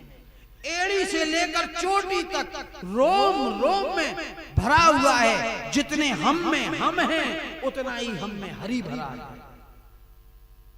जिस दिन हम ये हम पने को, मैं पने को खत्म करेंगे ना, उस दिन वही रह जाएगा हमारे अंदर और कोई नहीं। वो कहीं दूर नहीं है, सबके भीतर बैठा है, रोम रोम में रमण कर रहा है। तभी तो बोल रहे हो, आंखें टिमटिमा रहे हो, सुन रहे हो, यहाँ बैठकर ताली बजा रहे हो। वो नहीं होता तो एक राख के ढेर के अलावा हम कुछ नहीं, मिट्टी का ढेर है बस। देश काल दिशि विदिशि उमाही। भोलेनाथ कहने लगे कौन से देश, कौन से काल, कौन सी दिशा में वो नहीं है। कहे उस कहां जहां प्रभु नहीं। और जैसे ही सबने सुना, सबने भोलेनाथ के इस वचन में हामी भर दी। बिल्कुल सत्य है, ये बहुत बड़ी बात है। हमारे परिवार में 5 लोग हो ना, तो एक बात बोली जाए तो कोई ना कोई ऑब्जेक्शन उठा देगा, हम समर्थन नहीं करते। लेकिन वहां पर तीनों लोगों के प्रत्येक योनि का जीव बैठा था, सबने कहा था बिल्कुल सत्य बात है, वो सर्वत्र है लेकिन प्रेम से प्रकट होता है। मोर वचन सबके मन माना, हे पार्वती मेरे वचन को सबने स्वीकार किया और ब्रह्मा जी सत्य है कहकर खड़े हो गए अपने आसन से। साधो साधो करी ब्रह्म बखाना। अब पुकारो उसको प्रेम से, वो प्रकट हो जाएगा। तो सब इकट्ठे होकर क्षीर सागर के किनारे खड़े होकर पुकारने, सोने विरंची मम हर्ष तन। हे ब्रह्म मेरी बात सुनिए। पुलक नैन भर नीर स्तुति करई, जोड़ी कर सावधान मति धीर। हाथ जोड़कर सब आंखों में आंसू भरकर बुला रहे हैं भगवान को कि जय जय सुरनायक जन सुखदायक, प्रणत पाल भगवंता।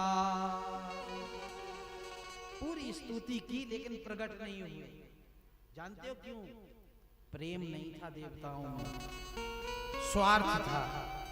हर पंक्ति में पहले अपना नाम ठूसते थे, जय जय सुर नायक, पहले देवताओं के नायक, जन सुखदायक बाद में, प्रणत पाल आदि आदि बाद में।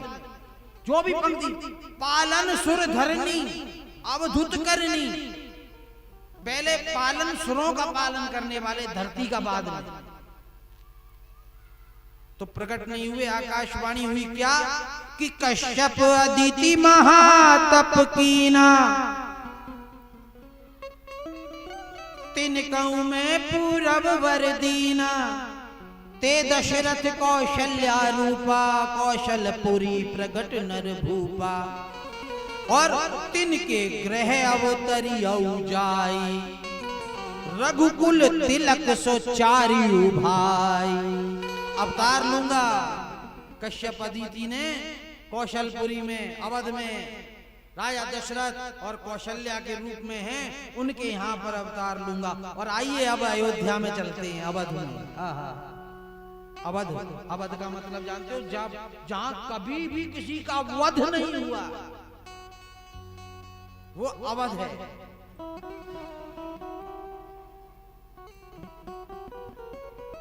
क्या स्थिति है? 3 रानियां हैं राजा दशरथ की, कौशल्या जी हैं, केकई है और सुमित्रा जी है। लेकिन पुत्र किसी को नहीं, संतान किसी को नहीं है। और आयु का चौथापन प्रारंभ हो गया, दाढ़ी सफेद होने लगी। राजा दशरथ ने दर्पण में देखा और सफेद बाल देखकर एकदम वैराग्य जब आया। लेकिन चिंता हुई कि अयोध्या का उत्तराधिकारी कौन बनेगा।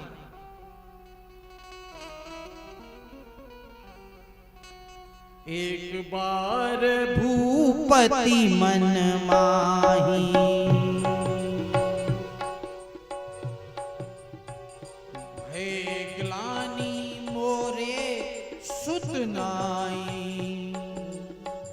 दुख होने लगा राजा दशरथ को, मेरे पुत्र नहीं है। तो जानते हो क्या किया दशरथ जी ने? महाराज दशरथ सीधे गए अपने सतगुरु के पास। थोड़ी सी बात, गुरु गृह गया तुरत महिपाला, चरण लागी करी विनय विशाला। गुरु वशिष्ठ कहने लगे, राजन चिंता मत करो,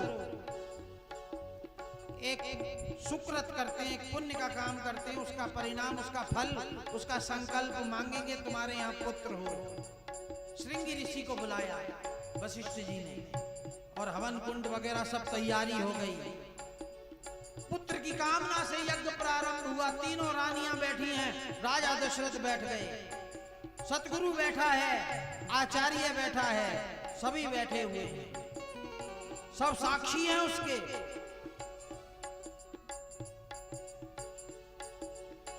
भक्ति सहित मुनि आहुति दीने, प्रगटे अग्नि चरु कर लीने। अग्निदेव में प्रकट हुए, हाथ में एक चरु है, प्रसाद था उसमें। राजा वशिष्ठ मुनि ने राजा दशरथ से कहा, महाराज तीनों रानियों को बांट दो। तो पटरानी थी मां कौशल्या, आधा भाग उसको दे दिया गया। अर्ध भाग कौशल्या दीना, उभय भाग आधे कर दीना।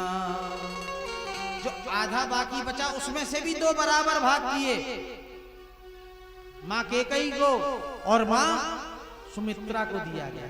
तीनों रानियां प्रभु की महान कृपा गर्भवती हो गई हैं कि जोग लगन ग्रह बार तिथि, सकल भय अनुकूल, चर अरु अचर हर्ष जुत, राम जन्म सुख मूल।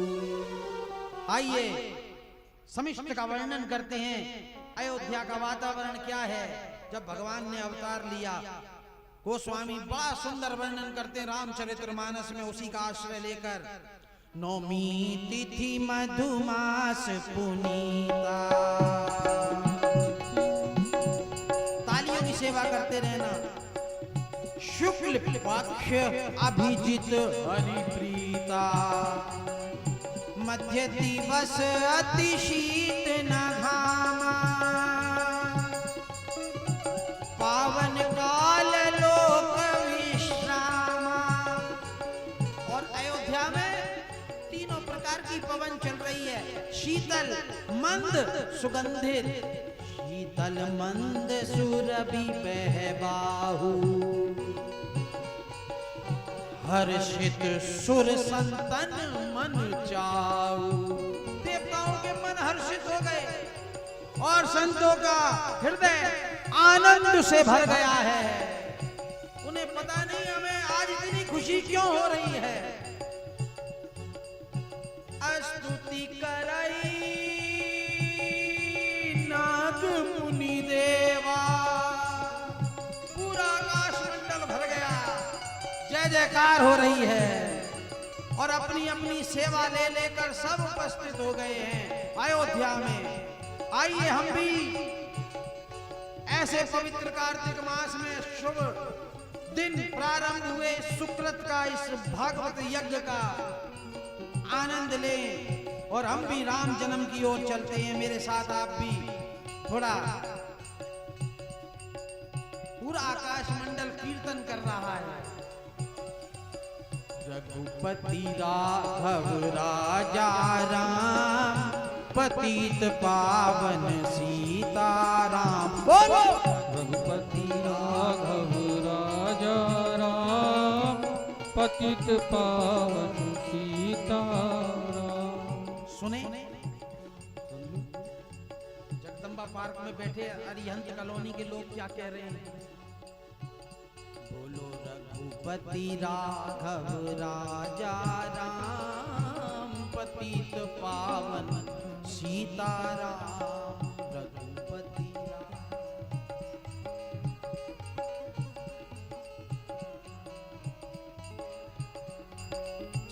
सीताराम सीताराम, भज प्यारे मन सीताराम।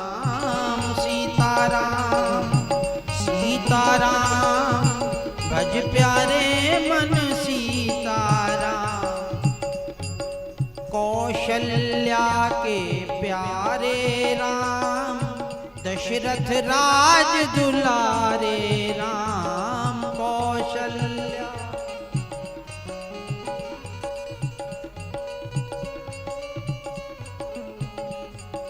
रघुपति राघव राजा राम, पतित पावन सीताराम। बोलो रघुपति राघव।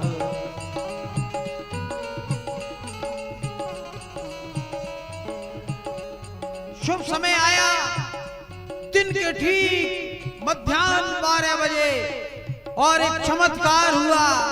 मां कौशल्या के कक्ष में इतना प्रकाश मानो करोड़ों सूर्य एक साथ उदय हो चतुर्भुज स्वरूप धारण करके श्री नारायण प्रकट होकर मां कौशल्या को दर्शन दे रहे हैं। बोलो सियापति रामचंद्र भगवान की जय हो। आप सभी को राम जन्म की व्यासपीठ से बहुत बहुत बधाइयां। मुख्य यजमान हमारी मनु मैया, चामुंडा जी और संपूर्ण परिवार को व्यासपीठ की ओर से बहुत बहुत बधाई हो। अन्य जो कक्ष थे माँ कैकेयी का, माँ सुमित्रा का, वहां से भी सुंदर समाचार आया। राजन बधाई हो, पुत्र हुए हैं, 4 पुत्र। आज दशरथ पुत्र जन्म सुनि काना। ऐसा आनंद हुआ जैसे किसी योगी को ब्रह्म में लीन होने का आनंद मिलता है। मानव ब्रह्मानंद समाना। विप्रधेनु सुर संत हित लीन मनुज अवतार। निज इच्छा निर्मित प्रभु माया गुण गोपाल। हाथ जोड़कर मां कौशल्या ओ भय प्रकट कृपाला दीन दयाला कौशल्या हितकारी। प्रकट कृपाला दीन दयाला कौशल्या हितकारी। हर्षित महतारी मुनि मनहारी अद्भुत रूप विचारी। महतारी मुनि मनहारी अद्भुत रूप विचारी। लोचन अविरामा। जय हो, आपको बहुत बहुत बधाई हो, बहुत सुंदर बधाई लाए हो क्या? आज श्री राम के जन्म की बधाई है और ठाकुर जी की पूजा। कल ठाकुर जी के जन्म की बधाई गाई जाएगी गोकुल में, लेकर आना है सबको। और सभा के विराम के समय गिरिराज महाराज मानसिक परिक्रमा लगाते हुए 56 भोग का प्रसाद और अपने घर से कुछ ना कुछ मेवा मिष्ठान पकवान बनाकर जरूर लाना गिरिराज महाराज को भोग लगाने के लिए। वैसे तो यहाँ व्यवस्था है यजमान परिवार की ओर से पूरी 56 भोग की, लेकिन फिर भी हम चाहते हैं आपके घर का भी भोग लगे गिरिराज महाराज को। कलयुग में बड़ी महिमा है गिरिराज की। ले आओ बधाई लाओ। हाँ लोचन विरामा तनु घन श्यामा निज आयुध भुज चारी। भूषण बनमाला नैन विशाला शोभा सिंधु खरारी। तह दुई कर जोरी स्तुति तोरी कई विधि करो अनंता। माया गुण ज्ञाना तीत अमाना वेद पुराण अनंता। करुणा सुख सागर सब गुण आगर जेहि गावई श्रुति संता। सो मम हित लागी जन अनुरागी भयउ प्रगट श्रीकंता।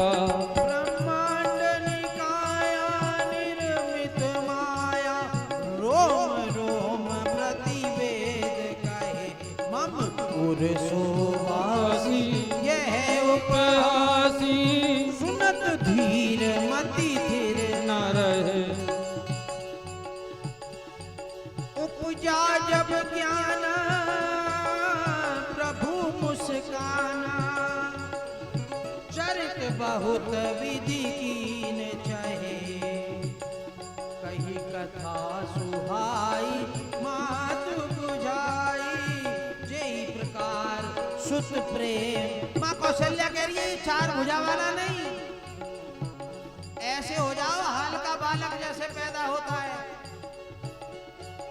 माता मुनि बोली सोमति पति डोली तजऊ ताती है रूपा की जय शिशु लीला अति प्रियशीला यह सुख परम अनूपा। और भगवान ने सुना मां की बात को।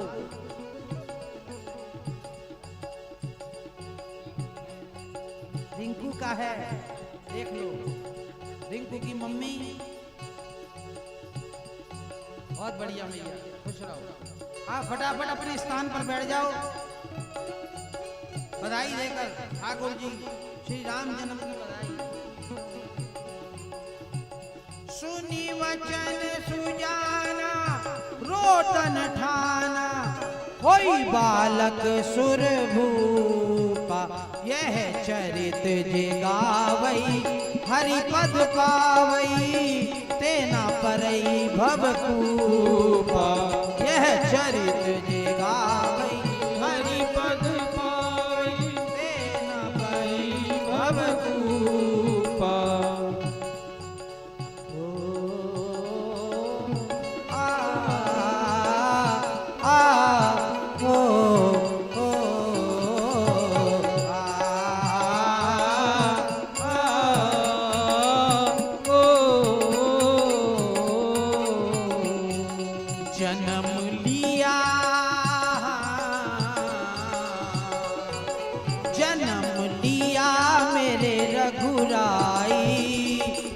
अवधपुरी में बाहर आई जन्म लिया मेरे रघुराई अवधपुरी में बाहर आई। जय हो जन्म लिया मेरे रघुराई अवधपुरी में बाहर आई।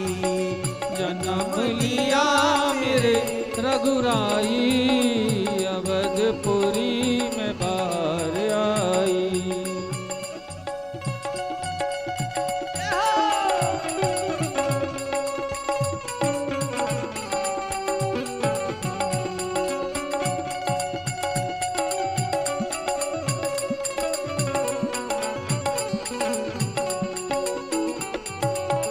कलियों ने घूंघट खोले कलियों ने घूंघट खोले कलियों ने घूंघट खोले कलियों ने घूंघट खोले।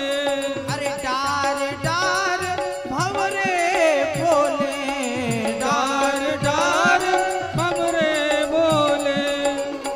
कैसी खुशी है ये छाई अवधपुरी में बाहर आई। जन्म लिया मेरे रघुराई अवधपुरी में बाहर आई। राजा राम राम राम राजा राम राम राम ओ राजा राम राम राम राजा राम राम राम। सीता राम राम राम सीता राम राम राम। ओ सीता राम राम राम सीता राम राम राम। हरे राम राम राम राजा राम राम राम। हरे राम राम राम राजा राम राम राम। हरे राम राम राम सीता राम राम राम। हरे राम राम राम सीता राम राम राम। सीता राम राम राम सीता राम राम राम। ओ सीता राम राम राम सीता राम राम राम। सीता राम राम राम सीता राम। एक बार हाथ उठाकर सीता राम राम राम सीता राम राम।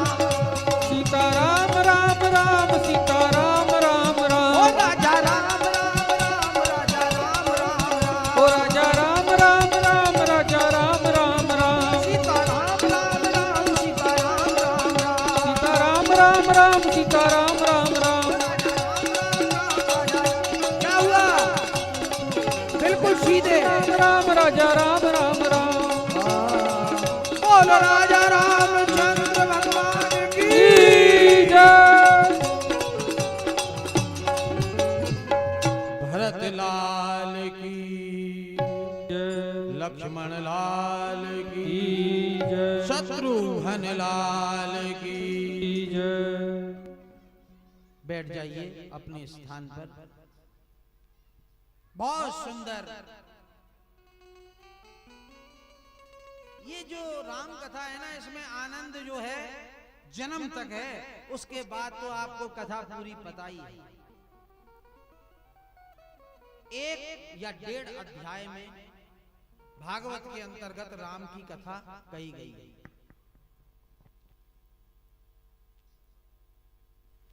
भगवान बड़े होते हैं, बाल लीलाओं का वर्णन हुआ,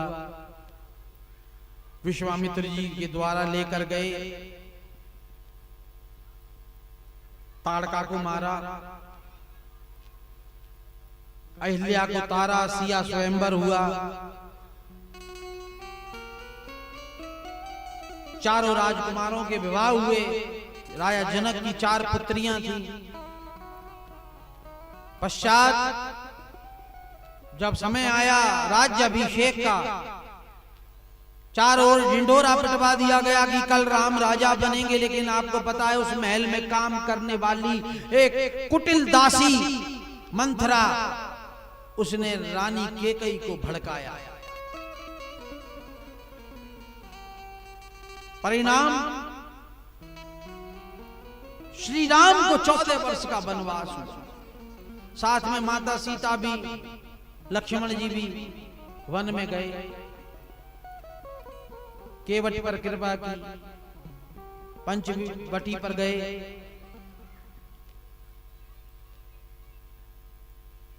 रावण की बहन शूर्पणखा के नाक कान काटे, और वहीं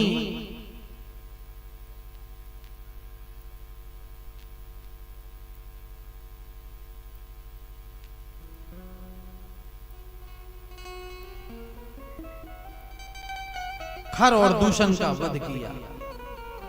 रावण को पता लग गया था कि भगवान का अवतार हो चुका है, तो उसने मारीच को भेजा स्वर्ण मृग बनकर, माया मृग बनकर। माया मृगम दैत्य पिसत मन धावद। लीला थी भगवान की। भगवान मृग के पीछे जाते हैं, श्री लक्ष्मण जी भी चले गए। पीछे से रावण आया और उसने माता सीता का हरण किया। ढूंढते हुए भगवान शबरी पर कृपा की, बानर भालुओं से मित्रता की, हनुमान जी के द्वारा सीता माता का पता लगाया गया। नल नील के द्वारा सेतु बांधकर सागर पर लंका गढ़ पर चढ़ाई की, और वहां पहुंचकर रावण, कुंभकर्ण और मेघनाद को मारा। पुष्पक विमान में बैठकर भगवान अयोध्या आते हैं। राज्याभिषेक हुआ। 11 वर्ष तक श्री राम ने अयोध्या, 11,000 वर्ष तक श्री राम ने अयोध्या पर राज्य किया।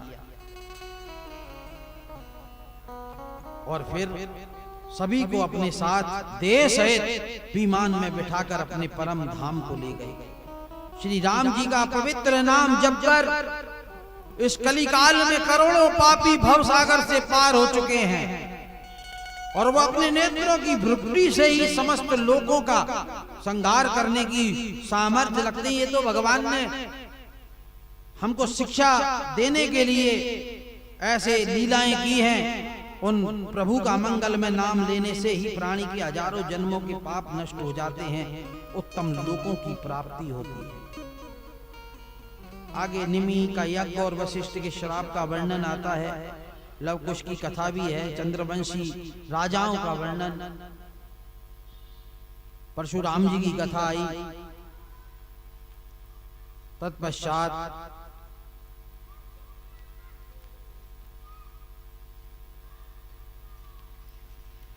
परीक्षित ने सुखदेव जी से हाथ जोड़कर विनय करते हुए कहा कि हे सुखदेव स्वामी, आपने सूर्यवंशी, चंद्रवंशी समस्त राजाओं, ऋषि महर्षियों का वंश वर्णन सुनाया, जिन्होंने भगवान के चरणार बिंदों में अपने मन को लगाकर स्वर्गों को प्राप्त किया। परंतु हे महामुनि, आपने हमें यदुवंशियों की कथा नहीं सुनाई, अतः आप कृपा करके वो कथा सुनाइए। सुखदेव जी बड़े प्रसन्न होकर कहने लगे, राजन आपने भगवान श्री श्याम सुंदर की कथा पूछकर हमारे हृदय को बहुत सुख पहुंचाया है। अब हम तुमको श्री कृष्ण चंद्र का विमल चरित्र सुनाएंगे, सो आप सावधान होकर इस कथा को सुनो। द्वापर युग का जब अंत था तो भजमान यदुवंशी के वंश में एक सूरसेन नाम का महाप्रतापी राजा हुआ। उस राजा की पारिशा नाम की पत्नी के गर्भ से 5 कन्याएं और वासुदेव आदि 10 पुत्रों का जन्म हुआ। बड़े पुत्र वसुदेव ने अपना पहला विवाह रोहिणी के साथ किया था। उनकी 16 रानियां थी वासुदेव जी की। जब उनका देवकी के साथ 17वां विवाह हुआ ना, और रथ में बैठकर जब वो जाने लगी तो अग्रसेन का पुत्र कंस अपनी बहन को ससुराल छोड़ने के लिए रथ में बिठाकर जब चला, और जूं ही रथ मथुरा से बाहर आया तो एक गंभीर आकाशवाणी हुई, ओरे अभिमानी महामत मूढ़ बुद्धि कंस। ये सुनकर कंस ने रथ रोक दिया कि जो तू मेरी हर्षिता को फलऊ विचारे वो, जाके हाँ के अश्व सोई देव की बहन तेरी या को पुत्र तोते बड़ो बदलो निकारे वो। मुदित मुकुंद अमित भवितव्या है ये, करके प्रहार तेरे मधु को उबारे गो। और या देवकी को जायो तेरो बनेगो निश्चय ही काल, 8वां या को पुत्र वो जरूर तोय मारे। कंस ने कही कि अच्छा, मेरे काल को जन्म देने वाली इस देवकी को ही मैं मार देता हूं, ना रहेगा बांस ना बजेगी बांसुरी। रथ से कूदा, पीछे आकर केस पकड़कर देवकी के और नीचे गिरा दिया। और जैसे ही मारने को हुआ तो वासुदेव जी ने रोक लिया। राजन, उन्होंने देखा देवकी के प्राण चले जाएंगे। कहने लगे, राजन संसार में आपके समान प्रतापी और बलवान कोई भी नहीं है। शूरवीर होते हुए एक स्त्री का वध करना आपको शोभा नहीं देता। कंस ने तलवार को झुका लिया। महाराज,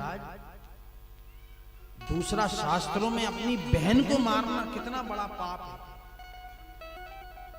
आकाशवाणी तो तुमने भी सुनी है वासुदेव कि हाँ राजन, आकाशवाणी मैंने भी सुनी है, लेकिन उसके अनुसार देवकी से आपको कोई भय नहीं है।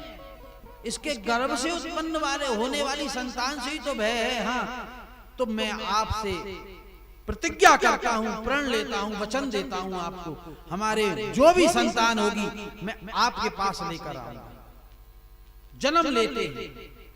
अच्छा, कंस इस बात को जानता था, वासुदेव कभी झूठ नहीं बोलता। इसी प्रण से वासुदेव जी मशहूर थे।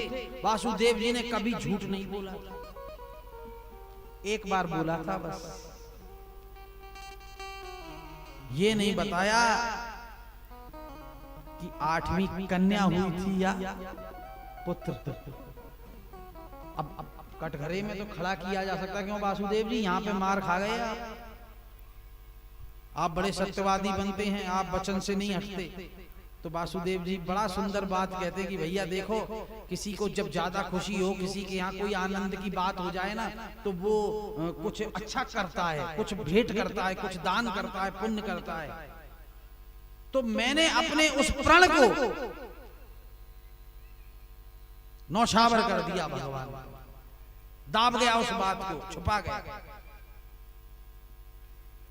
ठीक है, कंस को दया आई। उसने कहा कि ठीक है भाई, अगर तेरे वचनों में रत्ती भर भी फर्क हुआ तो फिर तेरे और देवकी के प्राण गए, समझो। उन्होंने कहा ठीक है भगवान। जैसे ही पहला पुत्र हुआ, लेकर वासुदेव जी कंस के पास मथुरा में आए, महल के अंदर, तो कंस को उस छोटे बालक को देखकर दया आ गई। कंस कहने लगा, ये पीछे ले जाओ सुत, हे वासुदेव इसको ले जा। याते मोए न घात, अष्टम पुत्र अनिष्ट है, सो दीजो मम हाथ। 8वां बालक हो तो लेकर आना। वासुदेव जी ने कही, भैया ये तो बहुत बढ़िया हुआ। बड़े प्रसन्न होकर बालक को लेकर वासुदेव जी वापस चले गए। लेकिन देवताओं को चिंता हो गई, भैया ये क्या हुआ, कंस के मन में दया, मामला बिगड़ जाएगा। उन्होंने फौरन नारद जी को भेजा, नारद जी जाओ। नारद जी आए, बड़ा आदर किया, कंस ने बिठाया सिंहासन पर, पूजन किया, चरण धोए। देवऋषि आने का प्रयोजन कहिए। नारद जी कहने लगे, मैंने सुना है राजन, आपने वासुदेव के पुत्र को वापिस कर दिया। कि हाँ देवऋषि, वो पहला बालक है, मेरे लिए तो आकाशवाणी के अनुसार 8वां जो संतान होगी, पुत्र होगा, कोई बालक होगा, वो अनिष्ट है। अरे देवऋषि नारद कहने लगे, राजन तुम बहुत भोले हो। क्यों? अरे कोई बालकों पे भी कोई नंबर लिखा रहता है कि कौन सा ये पहला है, कौन सा दूसरा है, कौन सा 5वां है, कौन सा 8वां है। 8 गोलाकार रेखाएं खींची और कहने लगे, नारद जी बताओ इनमें पहली कौन सी है और आखिरी कौन सी है। कंस कहने लगा, इनमें किसी को भी पहला मान लो, किसी को भी 8वां मान लो। हाँ, वैसे ही गिनती उल्टी भी शुरू हो सकती है महाराज, ये भगवान की लीला है। कहो तो 8, 7, 6, 5, 4, 3, 2, 1 भी हो जाए। कहो तो भगवान चाहे तो गिनती 5 से शुरू कर दें, कहो तो 2 से शुरू कर दें। कंस मूड बुद्धि तो था ही, उसने कहा बात तो सही है। नारद जी के जाने के बाद फौरन बुलाया वासुदेव को और उस बालक के पैर पकड़कर पछाड़ कर मारा, दीवार पर अंत कर दिया और देवकी और वासुदेव दोनों को कारागृह में बंद कर दिया। एक एक करके उस दुष्ट ने उनके 6 सूर्य के समान तेजस्वी पुत्रों को मार डाला। दुखी होकर वासुदेव और देवकी पुकारते हैं भगवान को, दीन दयाल कृपालु हरि, अशरण शरण महान, यह नैया डूबन चाहत है, रक्षा करिए आन। पुकार सुनी भगवान ने। सबसे पहले भेजा शेषनाग को, आप जाइए, और उसके बाद योग माया को बुलाकर आज्ञा दी। योग माया, शेष अवतार जो हैं वो देवकी के उदर में है, तुम जाओ और उन्हें देवकी के उदर से निकालकर माता रोहिणी के उदर में स्थित करो और स्वयं ये देवकी के उदर में चले जाना, और हम अवतार लेने के लिए अब धरा पर आ रहे हैं। योग माया ने ऐसा ही किया।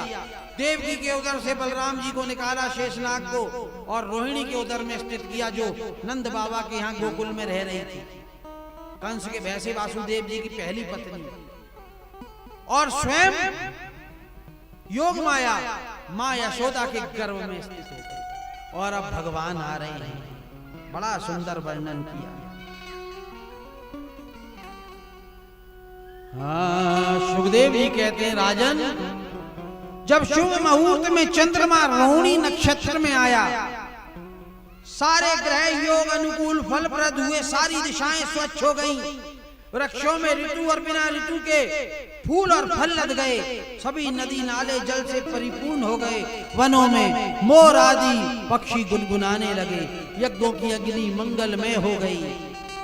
देवता हर्षित होकर मथुरापुरी पर पुष्पों की वर्षा कर रहे हैं, किन्नर गंधर्व दुंदुभी और भेरी बजा रहे हैं। इस प्रकार भाद्र मास कृष्ण पक्ष की अष्टमी वार था, बुधवार, अर्धरात्रि के समय आनंद कंद भगवान श्री कृष्ण चंद्र ने कंस की कारागृह में प्रकट होकर चतुर्भुज रूप धारण करके, कानों में मकराकृत कुंडल शोभायमान, सुंदर हाथों में शंख चक्र गदा और पद्म लिए हुए वासुदेव और देवकी को अपना दर्शन दिया और उनको कृतार्थ कर दिया।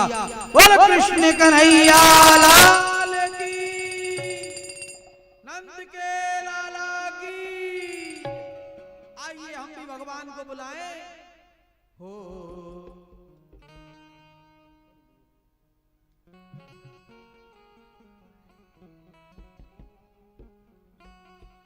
ग्वाल बाल एक एक से पूछा,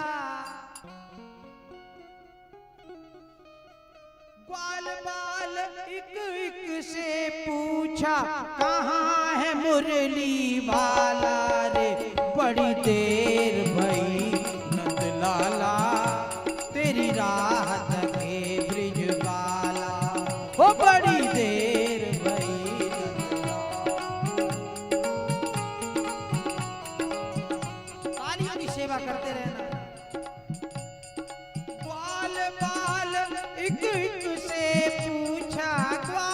बाल एक एक से पूछा कहाँ है मुरली वाला रे। बड़ी देर भई नंद लाला तेरी राह तके ब्रिज वाला। हो बड़ी देर भई नंद लाला तेरी राह तके ब्रिज वाला।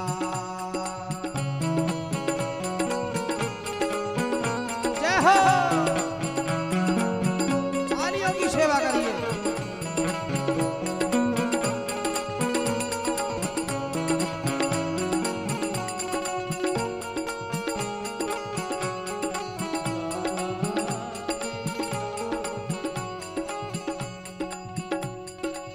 कोई न जाए, कोई न जाए कुंज गलिन में तुझ बिन कलियां चुनने को। तुझ बिन कलियां चुनने तरस रहे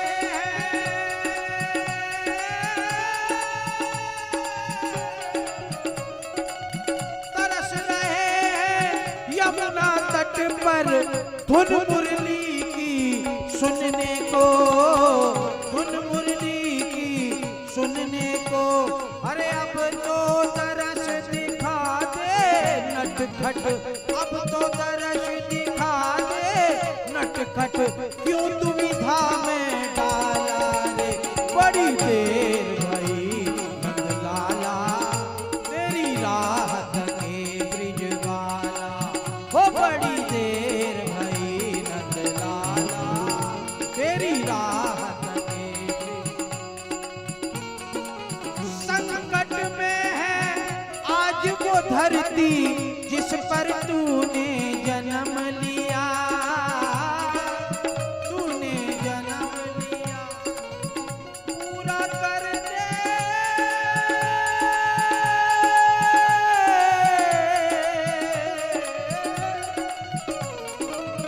पूरा कर दे आज वचन जो गीता में है तूने दिया। गीता में है तूने दिया। कोई नहीं है तुझ बिन मोहन भारत का रखवाला रे। बड़ी देर बही नंद लाला तेरी राह तके ब्रज वाला। बोलो नंद के लाला की जय हो। कृष्ण कन्हैया लाल की जय हो।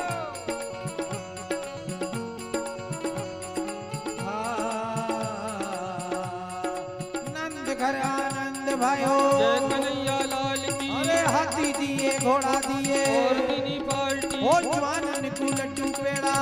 गुलाब सी। अरे नंद घर आनंद भयो। जय कन्हैया लाल की। ए हाथी दिए घोड़ा दिए और मिनी पाल की। जवानन। एक बार दोनों हाथ उठाओ। हाँ भाई इधर दोनों हाथ उठाकर अरे नंद घर आनंद भयो। जय कन्हैया लाल की। हाथी दिए घोड़ा दिए और मिनी पाल हो जवानन को लड्डू पेड़ा। गुलाब सी। नंद घर आनंद भयो। जय कन्हैया लाल की। आ जाओ।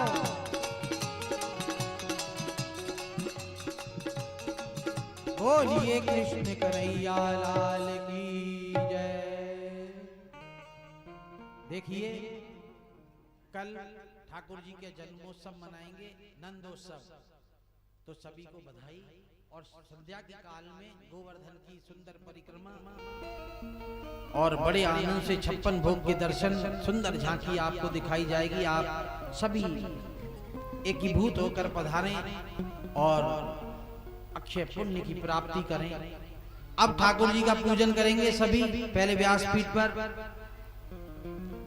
ठाकुर जी का आशीर्वाद ले लें हम। उसके बाद आप सभी एक एक करके और फिर थोड़ा हाथी घोड़ा पाल की और जय कन्हैया लाल की करनी है बड़े आनंद के साथ। तू ले आओ चाहूंगा, आप ले आओ। लाओ लाओ इधर।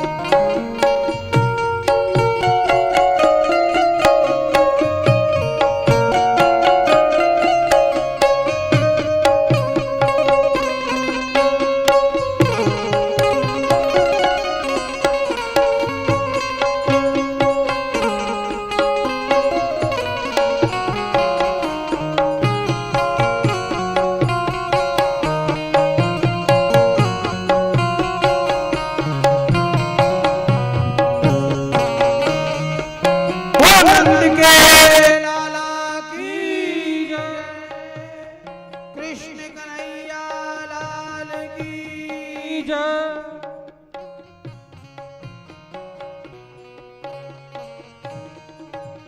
एक एक करके पहले मुख्य यजमान, उसके बाद आप, और फिर अपने स्थान पर बैठ जाना।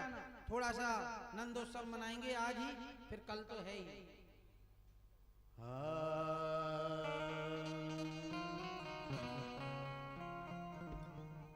आज मेरे पिया घर आए। थोड़ा व्यवस्था देखो पंडित जी, जाओ आप जितेंद्र जी, बच्चों को हटाओ पहले, छोटे बच्चों को एक तरफ कर दो भाई।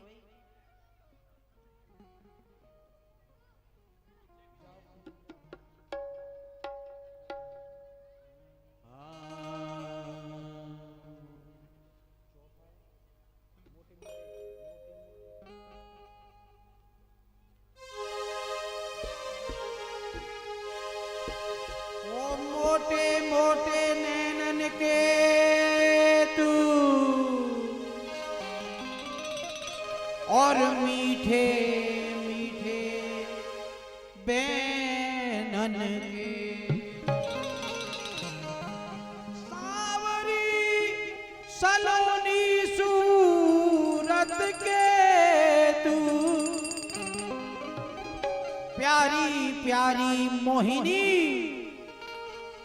मूरत के तू, हो कजरा रे मोटे मोटे तेरे नैन।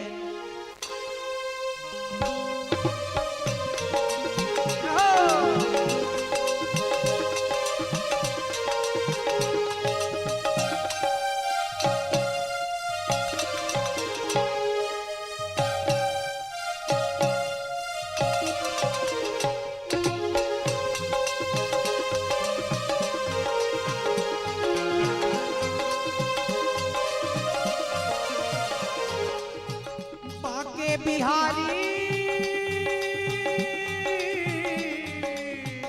बाके बिहारी कजरा रे मोटे मोटे तेरे नैन, हो नजर ना लग जाए, नजर ना लग जाए, हो नजर ना लग जाए, नजर ना लग जाए।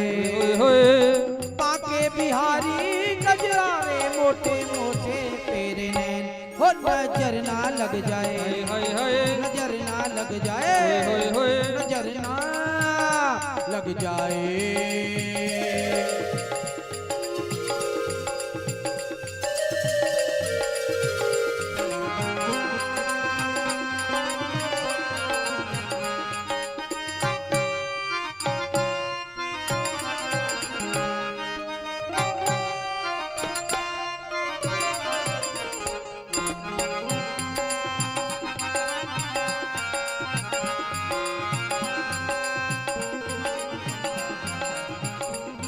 काजल की कोरे, काजल की कोरे, काजल की कोरे, ओ मेरो जिगर मरोड़े, ओ मेरो जिगर मरोड़े, रंग रस में बोरे, ओ रंग रस में बोरे, रंग रस में बोरे, मैं तो मारी रे कजरा रे मोटे मोटे तेरे, हो नजर ना लग जाए, नजर ना लग जाए, नजर ना लग जाए।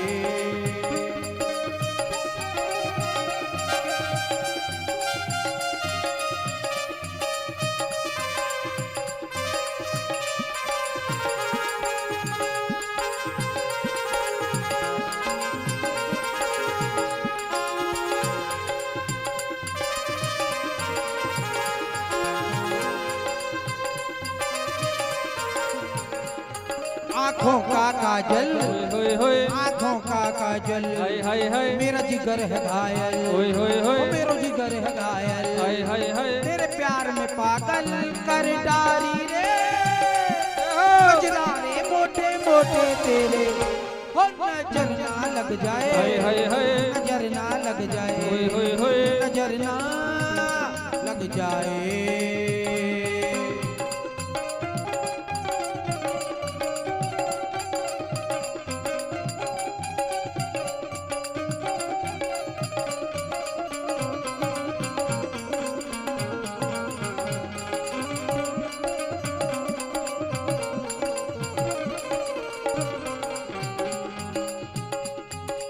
मुकुट की लटकन, होय होय होय, मेरे मुकुट की लटकन, हाय हाय हाय, मेरे अधर की मुस्कान, होय होय होय, मेरे अधर की मुस्कान, हाय हाय हाय, ओ ग्रीवा की मटकन, हाय हाय हाय, ए बलिहारी रे जय हो। कजरारे मोटे मोटे तेरे हैं, ओ नजर ना लग जाए, हाय हाय हाय, नजर ना लग जाए, होय होय, नजर ना लग जाए।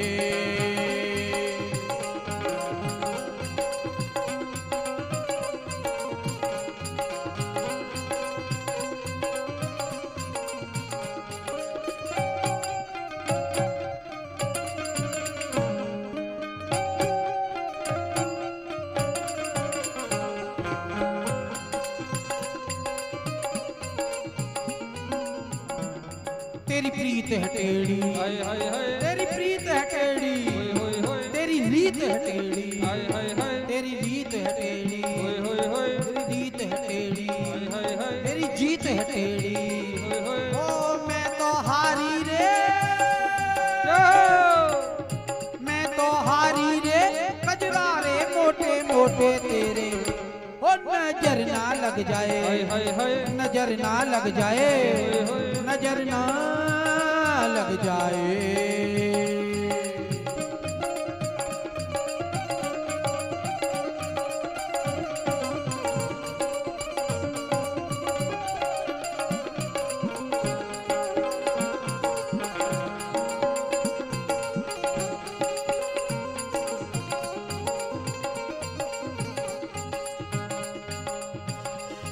बोल नंद के लाला की जय हो।